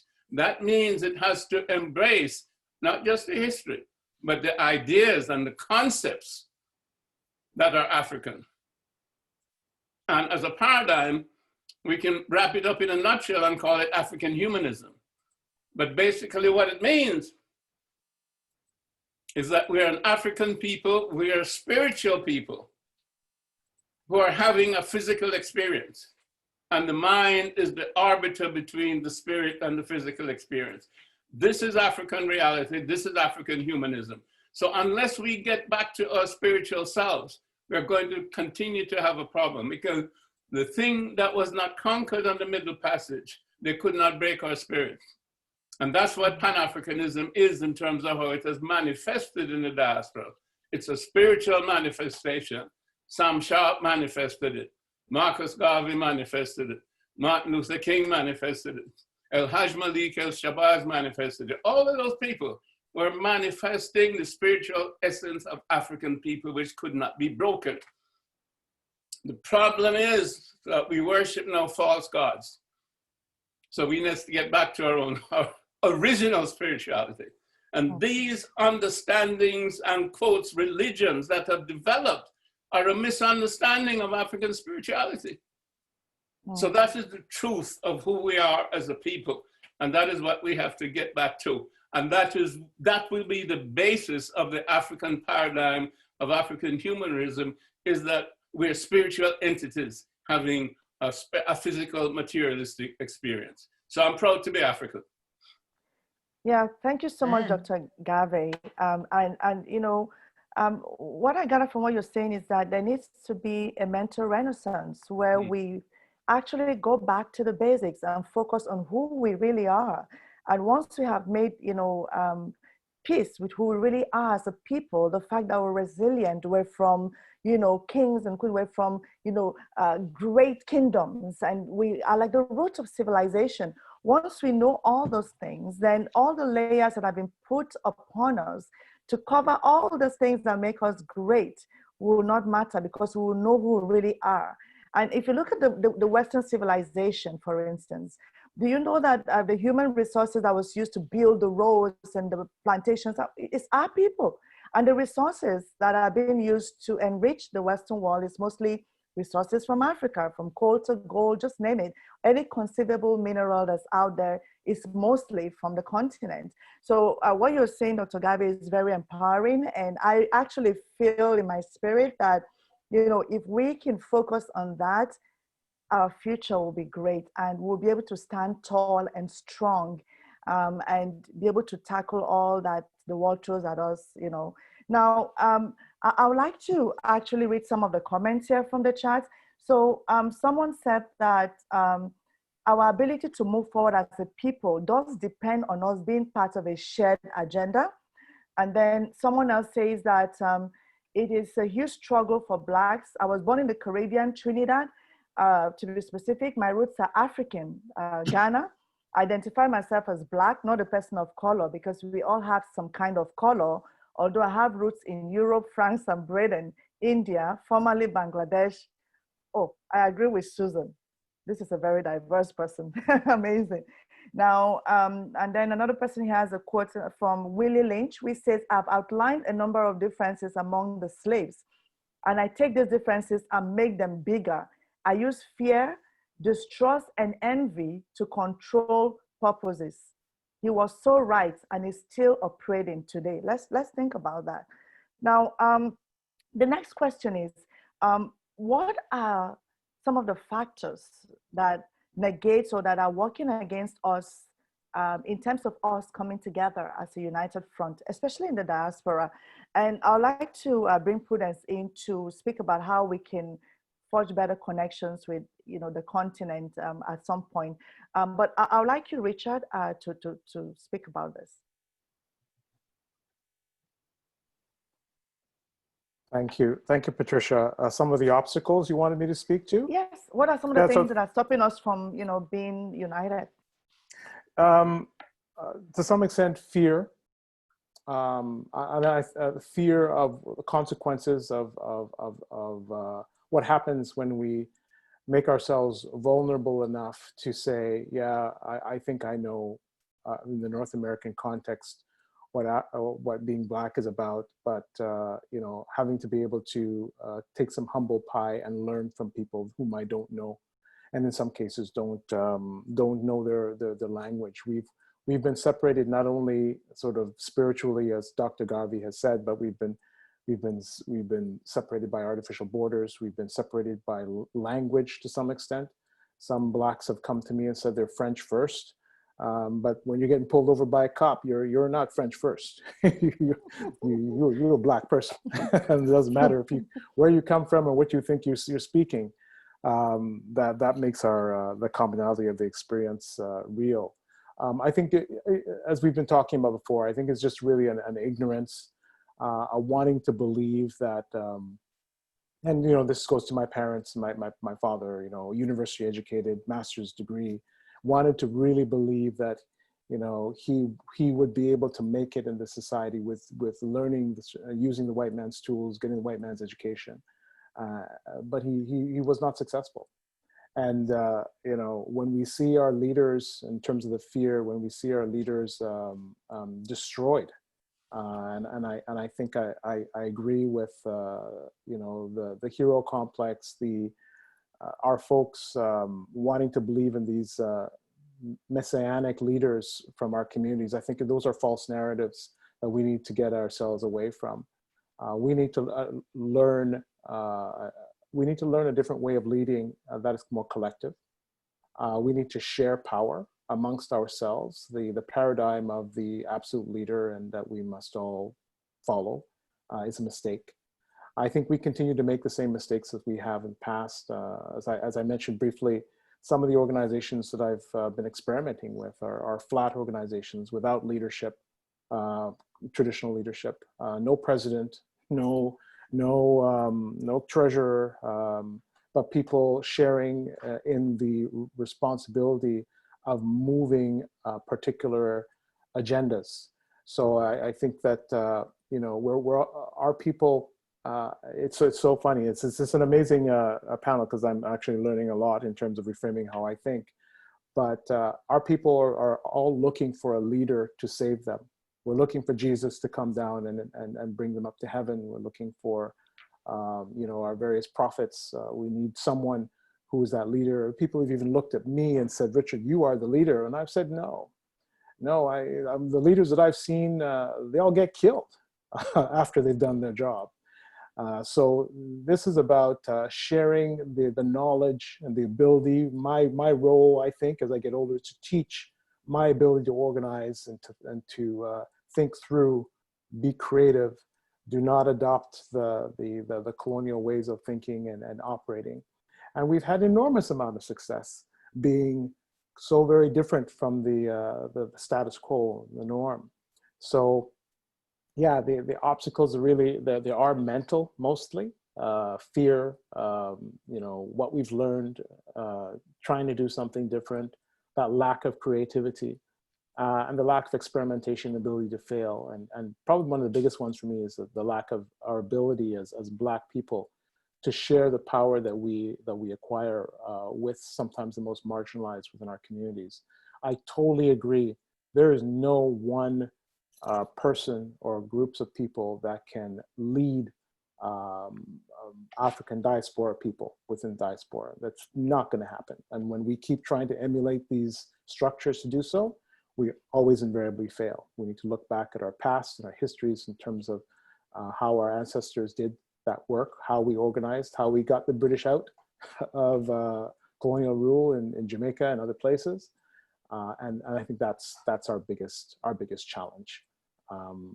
Fear, creativity, rethinking our place in this work and the struggle, really. And it is, and recognizing that it's a struggle. Yeah, that's how I would frame that. Yes. Yeah. Thank you, Richard. Now, Prudence, I would like you to, because I believe that respect for any Black man or Black woman and the dignity of us as a people is in a small way, or maybe in a big way, dependent on Africa. If the continent of Africa is not respected, if it's always the kind of the third world and the dark continent, or whatever name you want to call it, that's out there, that's negative. If the media is always showing these images of Africa that are not elevating, it affects us in the diaspora as well. So my question to you, Prudence, is what can be done to tap into us as a diaspora for the betterment of Africa? How can we unite in a way that is strategically, positioning us for a better future for the continent?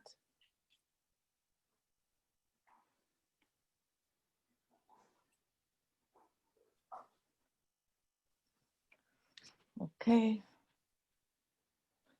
I don't think Prudence is still with us. I don't know if she got logged off.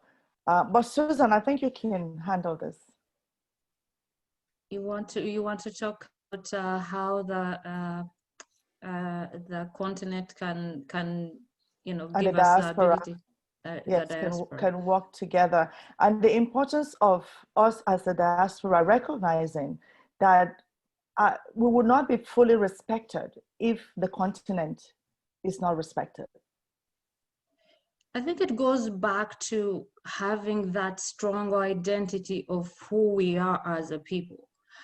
Me, when somebody calls me an African, I feel very proud, because I remember years ago when I first go to to the US, and it occurred to me for the first time how it is for the folks that, that don't have that rooted groundness of being African. I started, was doing some work in Phoenix, and I had this person say to me, an African American said to me, "You are so lucky. I would love to know, when you look at me, when you look at my features, where do you think I come from on a continent?" And it occurred to me that this person had no root, had no idea where they are. And I think most of the time for us, from continental Africans or Africans directly from the diaspora, we take that for granted. I had another friend of mine say, when she's Canadian, when she went to Africa for the first time, she felt like she should kiss the ground. I think that diaspora has the responsibility to really highlight and change the story that people know about Africa. I keep on saying, like, everybody looks at Africa and they think, oh, lions and tigers, hungry children and all that, but we are much more than that. And the responsibility falls on us in a diaspora to tell these stories, to say, you know what, I'm from Africa and I'm proud. If I'm proud of where I come from, I will teach my children to be proud of it. And if I can talk to you as a proud African, you will want to know where I get my root. Now, if even as an African, I'm kind of like, oh, if you tell me, like, you're gonna ask me where I am from and I'm sketchy and I want to give myself a name and I say I'm from Ontario or whatever, you're not going to want to know. But as Continental, as the diaspora, we have to change the story. And this is where I'm so proud of you, my sister Patricia, because the African story that is different has to be told. And we have relegated our responsibility to tell these stories to the Western media. Every media outlet will tell you what they want, what benefits them of Africa, and that's what they're gonna tell you. Now, we ourselves have this responsibility, not only to tell these different stories, but also to highlight the hope. There's so many great Africans everywhere doing fabulous things, but we do them in isolation. So as a diaspora, this is why this conversation is so important. And this is why the work we are doing with MEL and CFA is so important, because together we can amplify. Our biggest role in a diaspora is to amplify and to build each other up and to be strong, because there's a proverb in my language. It's about teeth. Now, I have 32 teeth in my mouth. If I got each one of those and I put them on this table, I would not be able to do anything with them. Together, I can bite into anything, or give me a steak right now, I'll take it. But one of them, even a banana, they can't break it.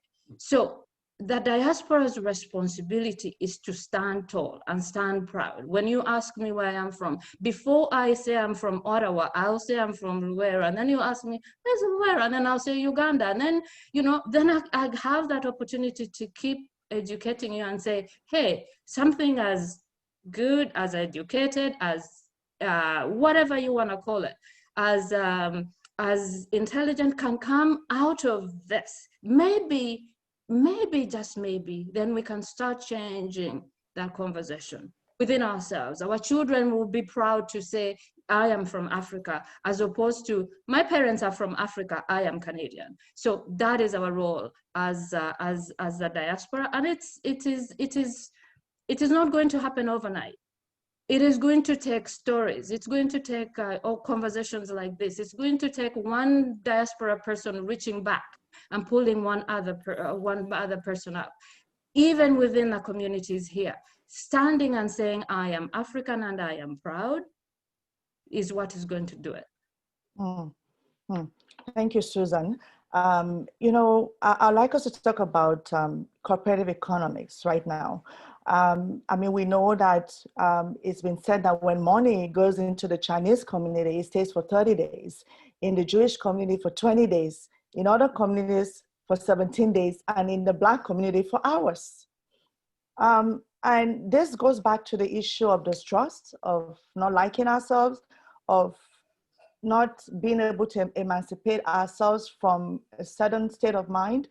Now, I'd like us to speak about how we can, you know, work together more in terms of, you know, business to improve our economic well-being, both here and in Africa. Melvin, I know you've made, you know, over 30 trips to the continent. Some of them were, you know, to do, you know, business or to facilitate business opportunities. What do you think can be done for us as the people, both in the diaspora and then, you know, diaspora-continent relationship to make sure that we, you know, are keeping our money in our community more than we're sending money out? Well, I think the number one challenge right now for me is financial resources to do the work. My job is to educate the public about Africa, build cooperation and linkages within the diaspora, and to help shape U.S. policy toward Africa. I'm absolutely convinced that the powers that be will look at me and say, well, make sure he doesn't get the budget that he needs to build a constituency to support Africa. And it comes out in the corporate contributions, it come out in foundation support. You know, they all agree that the work of CFA is great work, but we don't have the resources to do it. So you're not going to get the resources from the white man when your mission is to empower the Black community. Yeah. Our mission is actually to take the power from them and give it to Black people. What white man going to give you money to support that? None, you know, and I don't blame them. I wouldn't give it. So you go to the Africans and you say, look, you need a lobby in Washington to make sure that the policies are in your favor, to make sure that resources are flowing as they should. But the African would tell you, get the money from Coca-Cola, get the money from the oil companies, you know, make you beg for your money, as opposed to investing in the diaspora to do this work. We see African governments give money to white lobbyists, you know, to do simple things that we would have done for free if asked. But yet they'll pay $300,000, $1 million to a white lobby firm to do what CFA, they know we can do. So we can't even understand it. So the biggest challenge is, so then you go to the Black American millionaires and billionaires and talk about that. And unless you're singing and dancing and hip hopping and whatnot, they don't get it either, you know? So I ask myself, how are we going to turn this around if we cannot even resource our own advocacy, you know? That's the major problem. So it's an issue of trust. It's an issue of, we see it in all kinds of configurations. You know, during the time of segregation, there was lots of Black businesses in this country. But as soon as we became integrated, that meant that rather than to go to the Black hotel, I could go to the white hotel and give my money. Rather than go to the Black restaurant, I can go to the white restaurant and give them our money. So how do we transform that? I personally think we have to really focus on like Saturday schools for our kids, where they go Monday through Friday and learn about reading and writing and arithmetic.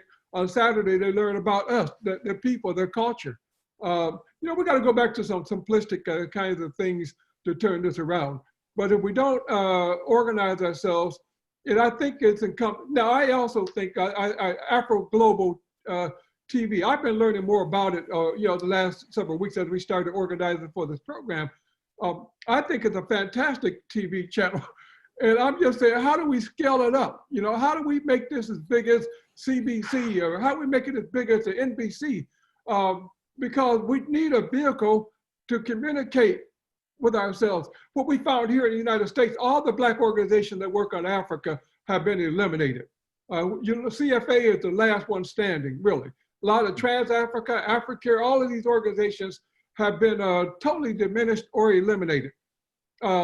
So, you know, how do we at least, then you look at the Black publications, you look at Ebony, you look at JET, you look at Emerge, you look at all of these publications that are critical that have been critical to communicating among African people in the United States. They're gone.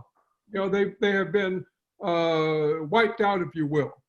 So I'm asking myself, how do we make the Afro Global TV, boom, the network that you are, that you are aiming to be? How do we make organizations like the Constituency for Africa, which is a small organization, always has been small. We see ourselves as a speedboat, not a battleship. We see ourselves could turn on a dime to do the job, which I think is worthy. But we do need the basic support to do the things that we know we can do. You know, it's not like we think we can do it. We know we can do it. We know we have the information. We know we have the access. We know we have the connections, but we don't have the resources to pull it all together to make these things happen in the interest of Africa and African people. Yeah, thank you so much, Mel. And I must say that what you actually mentioned is something that's happening here in Canada as well. One of the oldest Black publication actually, here stopped publishing. And then the only Black radio station right now is actually at the point of bankruptcy, and we, as a people, would rather, if we have a business advertised with the mainstream radio station than our own very radio station. How can the only Black-owned radio station in Canada be, about to declare bankruptcy? That's the only one. There is no competition. And then if you look at us as Afro Global, one of our main sort of core value is unity. And that's why the name is Afro Global. So if you're Afro-American, Afro-Brazilian, Afro whatever, you're part of the vision. And I know Dr. Garvey was here when we launched the channel. And I know that if the media is not central in this new renaissance, in portraying our image in a way that is elevating, redefining the way our people have been positioned in the past, not too much will happen in terms of, respect and dignity for our people. So thank you for alluding, to that. I don't know if Dr. Molefi is back. Is he back? Melvin, do you know if, okay, it looks like it's not back yet. I just want to ask one final question, after which I will have Richard to close us up with, I know he has a presentation. My last question is, in the wake of the George Floyd situation, and, all that has happened in recent times with anti-Black racism, police brutality, and what we see with the administration in the USA, there's been more advocacy for equality and for some sort of a second look at the way our people are treated in the diaspora. And in Canada, it's pretty much the same thing as the US. A Black person is most likely, an African Canadian is most likely to be stopped by the police. We had a situation where a guy who was drafted to the football, the national football team was going to celebrate, and the police actually, beat him up and planted drugs beside him.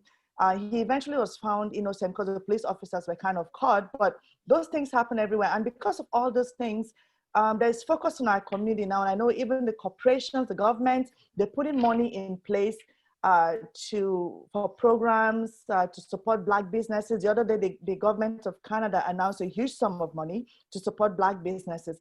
My question is, how can we capitalize on this moment that everyone is focused on doing better regarding us, on making sure that there's equality? This week I woke up and I saw a huge appointment for some of our people here, and all those things are happening because of the movement. So how can we capitalize on this movement for the betterment of our collective future? I'll start with Dr. Garvey.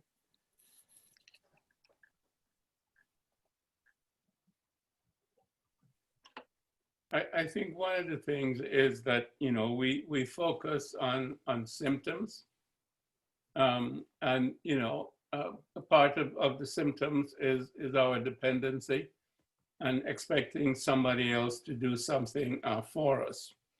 And, we do have enough resources. You're pointing to it. When you talk about the radio station in Canada, it's the only radio station, but yet still the community cannot sustain it. So what's the problem with the community? The problem is with the community. And the problem, therefore, is with the individuals in the community. They don't like each other enough to come together collectively and maximize their strengths and then identify problems and move forward and solve the problem. So what you have is the individualism of people, you know, trying to make it within the system. And it's not their system, it's a system that's designed to marginalize them. But most of us are still trying to make it within somebody else's system instead of trying to create our own system, however small it is to start with, and then you grow it. And you know, you've done your job in terms of growing, you know, Afro Global, Silver Trust, and so on. That's a great example. But others are not doing the same thing. And again, you go back to the dependency syndrome and the mental problem that we have in being ourselves and understanding that nobody is coming to help us. Jesus isn't coming to help us. He has not come in 2,000 years. He's not coming to help us, okay? There's no particular individual per se or entity or government or whatever that's coming to save us. We have to save ourselves. In order to save ourselves, we have to join with others like us to save ourselves, because the systems, as we can see over the last 2,000 years, have been designed not simply to marginalize us, but to wipe us out. I mean, we've seen millions of us being killed or kidnapped into slavery. And if we believe some of the things about the vaccines, etc., you know, and the increase in polio in Africa and so on with these vaccines, I mean, there is a movement afoot to depopulate the universe. And a great part of that depopulation is designed to happen in Africa. We have to understand these realities and come together as a people. So the problem is our mindset. Again, we go back to liking each other, trusting each other, being able to work with each other, communicating with each other. You're doing a great job. More people have to do that. So when somebody talks about the Afro-Canadian community, they say, yes, that's a strong, thriving community. Okay, but when you look now at the Afro-Canadian community, then you see all the disabilities and the youngsters who are failing high school, let alone going to college and so on and so forth. And this is true, I'm not just talking about Canada, it's true in the United States and many, many places. You know, whether Detroit is the murder capital of the world or it's Kingston, Jamaica or whatever. We have to get our act together. And that's a major task. And again, we go back to the miseducation and the fact that we are perpetuating the system that has enslaved us, has colonized us, and continues to enslave our minds. And we're perpetuating it in our educational system. We have to break through that and help each other to break through that so we can work together and build our communities and ourselves. Okay. Well, thank you so much, Dr. Garvey. Now, I see that it's already midday, so I would like the panelists to just make like a 1-minute final comment, after which I'll have Richard speak for a few minutes. But before that, let me just read a comment here from the chat, which, you know, supports what Dr. Garvey is saying. It says, more capacity building is needed amongst the diaspora. We need to create platforms for open discussion, engaging the youth as well, on shared different experiences, education, being proud of being African, African-American, you know, creating later online global platform for engagement and sharing lessons learned, best practices in all sectors, IT, health, finance, and education, and regional partnerships. So this person is agreeing that we have the resources and we just have to sort of tap into that. So, and then there's a comment that says, I think it's time to dispense with the isms. It's time to establish our own commercial vehicles with our own value system. We can let us, where we can make, you know, existing global platforms work for us rather than exploit us. If we want respect, we must respect ourselves first and not just at the superficial level. Yeah, thank you for these comments. Some amazing comments in the chat here. So I'll just like each of the panelists to just make some closing remarks quickly, and then we'll have Richard and call it a day. So I'll start with you, Melvin. Okay. First of all, I want to thank you all for joining us for what has been a wonderful discussion. I also want to express a great appreciation with Susan and the Africa Trade Desk and our colleagues in Canada, who we have partnered over the last 6-7 months. I got to know each other very well and working seamlessly on this agenda. We intend to follow up. This is not just a one-shot deal. I'm already talking to Vera Songwe and the ECA. I'm already talking to some of the African heads of state about how we can actually, further this agenda. So I just think that, we need to see ourselves as an advisory group. We need to be, Richard, I was really pleased to hear Richard. I heard about him. Everybody hears about this guy, this dynamo up north of the border. So it was good to be on a panel with him. And I think a lot of the things that you talked about are things that we certainly want to work with you and partner. Molefi Asante, who is my good friend, he is the guru. He had a doctor appointment, but he only thought it was going to take him 15 minutes, so he's there. I hope. Oh, here he is. Hey. Right. No, oh. Yeah. No, sorry. Let's hear from. No, you don't need to hear. No, you have been. You the balance of my time. No. I know you've had a wonderful discussion. I'm reading the chats, and it's fantastic. I'm so sorry for my Zooming schedule, and I made this appointment months ago. You can't see this dentist except very few times, and so I was going to do both, and it didn't work out. But I am so happy to see everyone, and I know you had a great discussion, and I'm honored, Mel, by the invitation and Constituency for Africa, and to be with all the wonderful, outstanding panelists, and certainly Julius Garvey and Stan Schrader, brothers of mine. We've traveled together, been to many places on the continent, and so I just think all the powerful voices, and particularly I was able to hear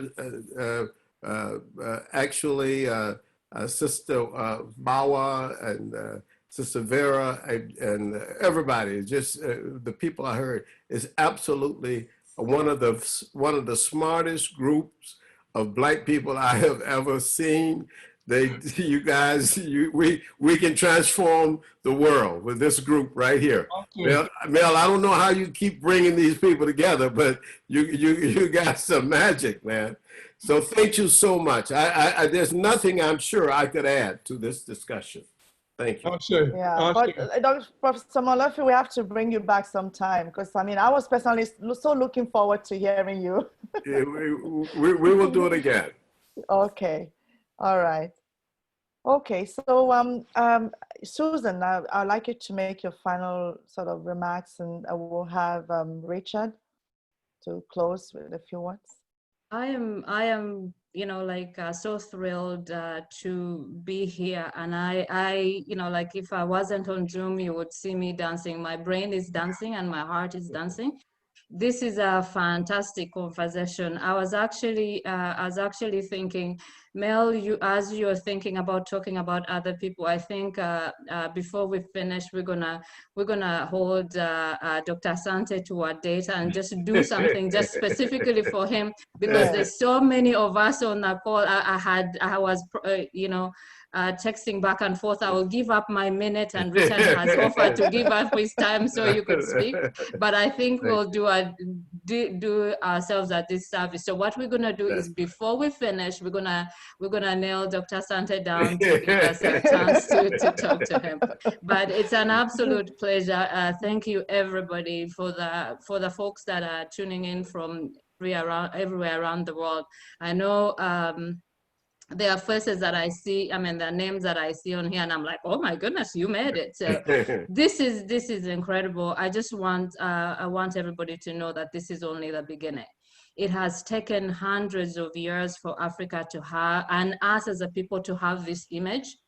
we cannot disillusion ourselves. So we can't say we are going to fix it in a couple of conversations. This is something we have to be intentional about.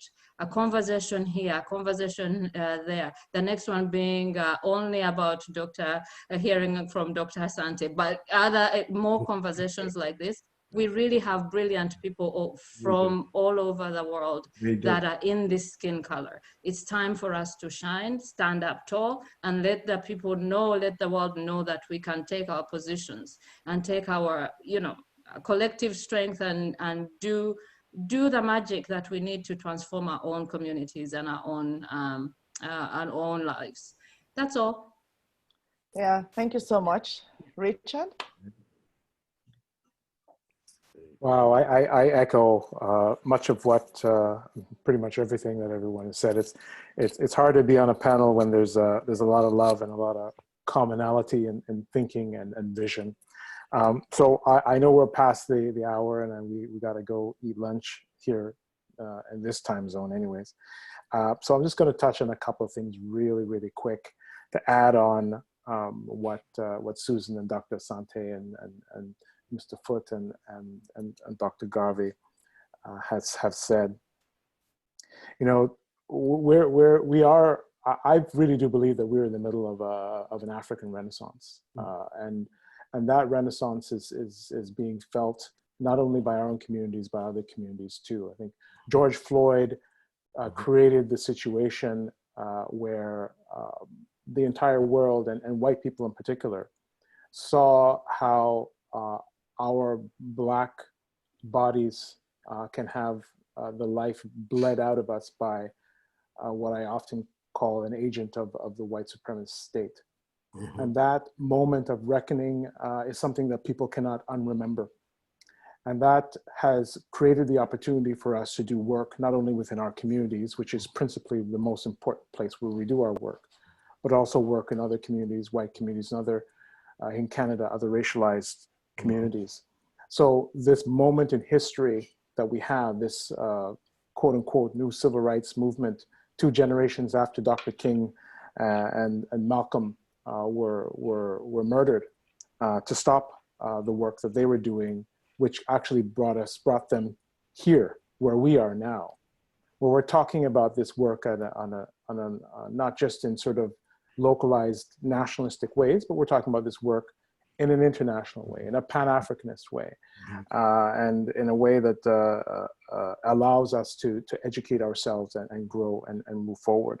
So just a couple of things real quick in terms of sort of my observations. I'm sort of building a little bit on the conversation that we just had. The amazing work that Patricia has done with Afro Global is something that we need to rally around. I totally agree with the call to help strengthen and grow that. We need our own Black media, and perhaps global media can be, Afro media can be global Afro media, and support our people there. The work that we do within education as advocates for our children. I love the idea of the Saturday schools, and I think my brother, who had to leave the line, is probably jumping up and down talking about how the freedom schools can be more regularized. There's a wonderful free, just a quick plug, there's a wonderful free African history class that's being run by Dr. Clyde Ledbetter here in Ottawa, that is by Zoom. That is just an amazing to hear this brother with American accent bringing us through African history in a way that's accessible to our people. Culture, there's opportunities for cultural exchange through all this work that we're doing here in Canada, the US, and of course the continent.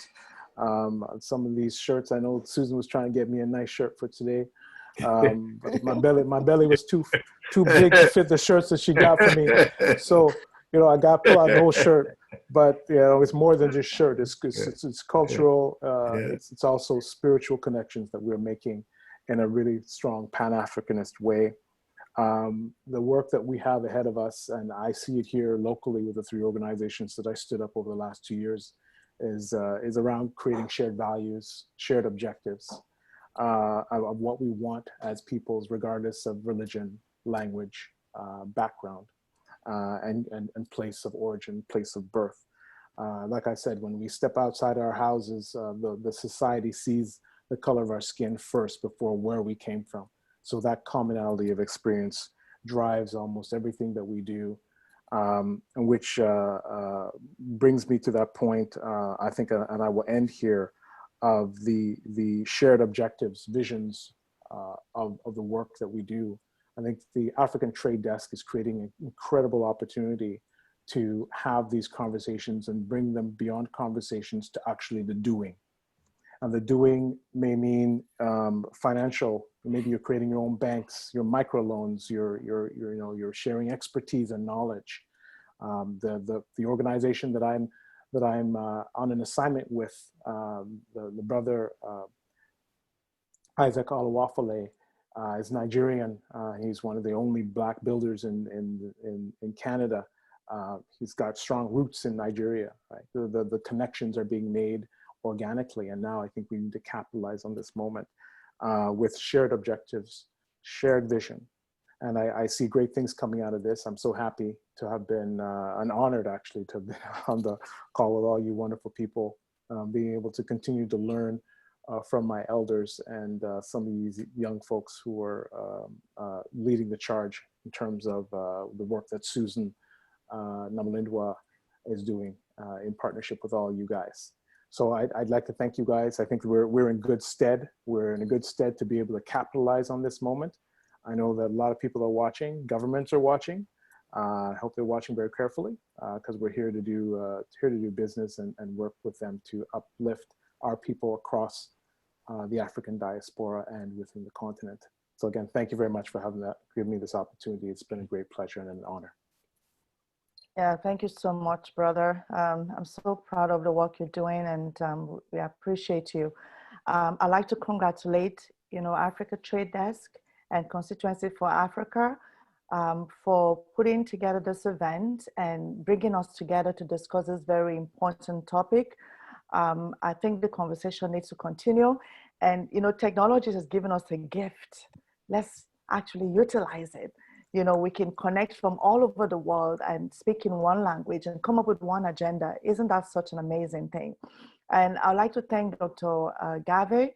We don't take it for granted that you make time out, to share your wisdom with us all the time.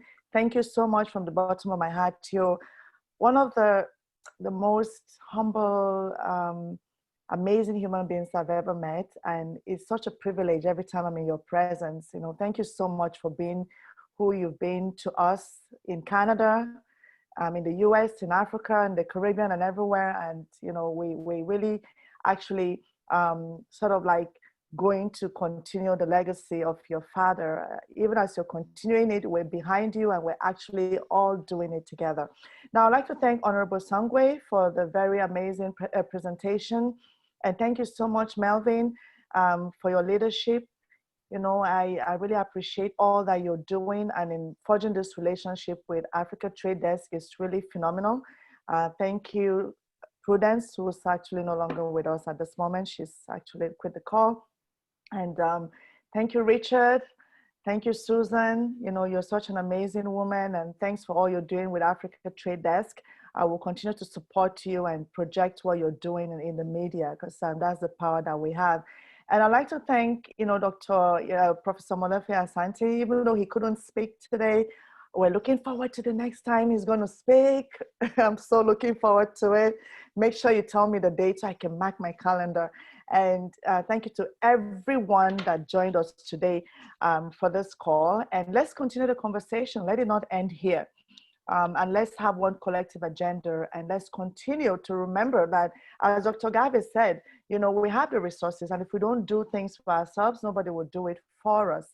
And we have to support our own businesses, our own media organizations, our own non-for-profit organizations. Otherwise, the people who need the resources to do the work will not have it, and we would continue to go around in circles. Now, I'd like to call on Jasmine Scott to say, the final, vote of thanks, after which we'll call it a day. Thank you so much again, and do have a very wonderful day. God bless. Thank you so much, Patricia. And everyone has thanked the speakers and to all of the participants for sharing part of their day with us today. I don't have much to add to all of the final statements that everyone has made at this point, but I just would like to reiterate that this morning's discussion is a continuum of the work that we've started at CFA with the Africa Trade Desk and our colleagues and brothers and sisters in Canada. And we do believe that we can and should do more to capitalize on our commonalities, our proximity, our Africanness. And we look forward not just to continuing the discussion, but really in moving this towards an organizational and an operational form of unity that we can harness and push forward an agenda for ourselves and for everyone across the African diaspora and on the African continent. With that, I'd like to thank you, Patricia, especially for taking time to assist us in brilliantly moderating this morning's session.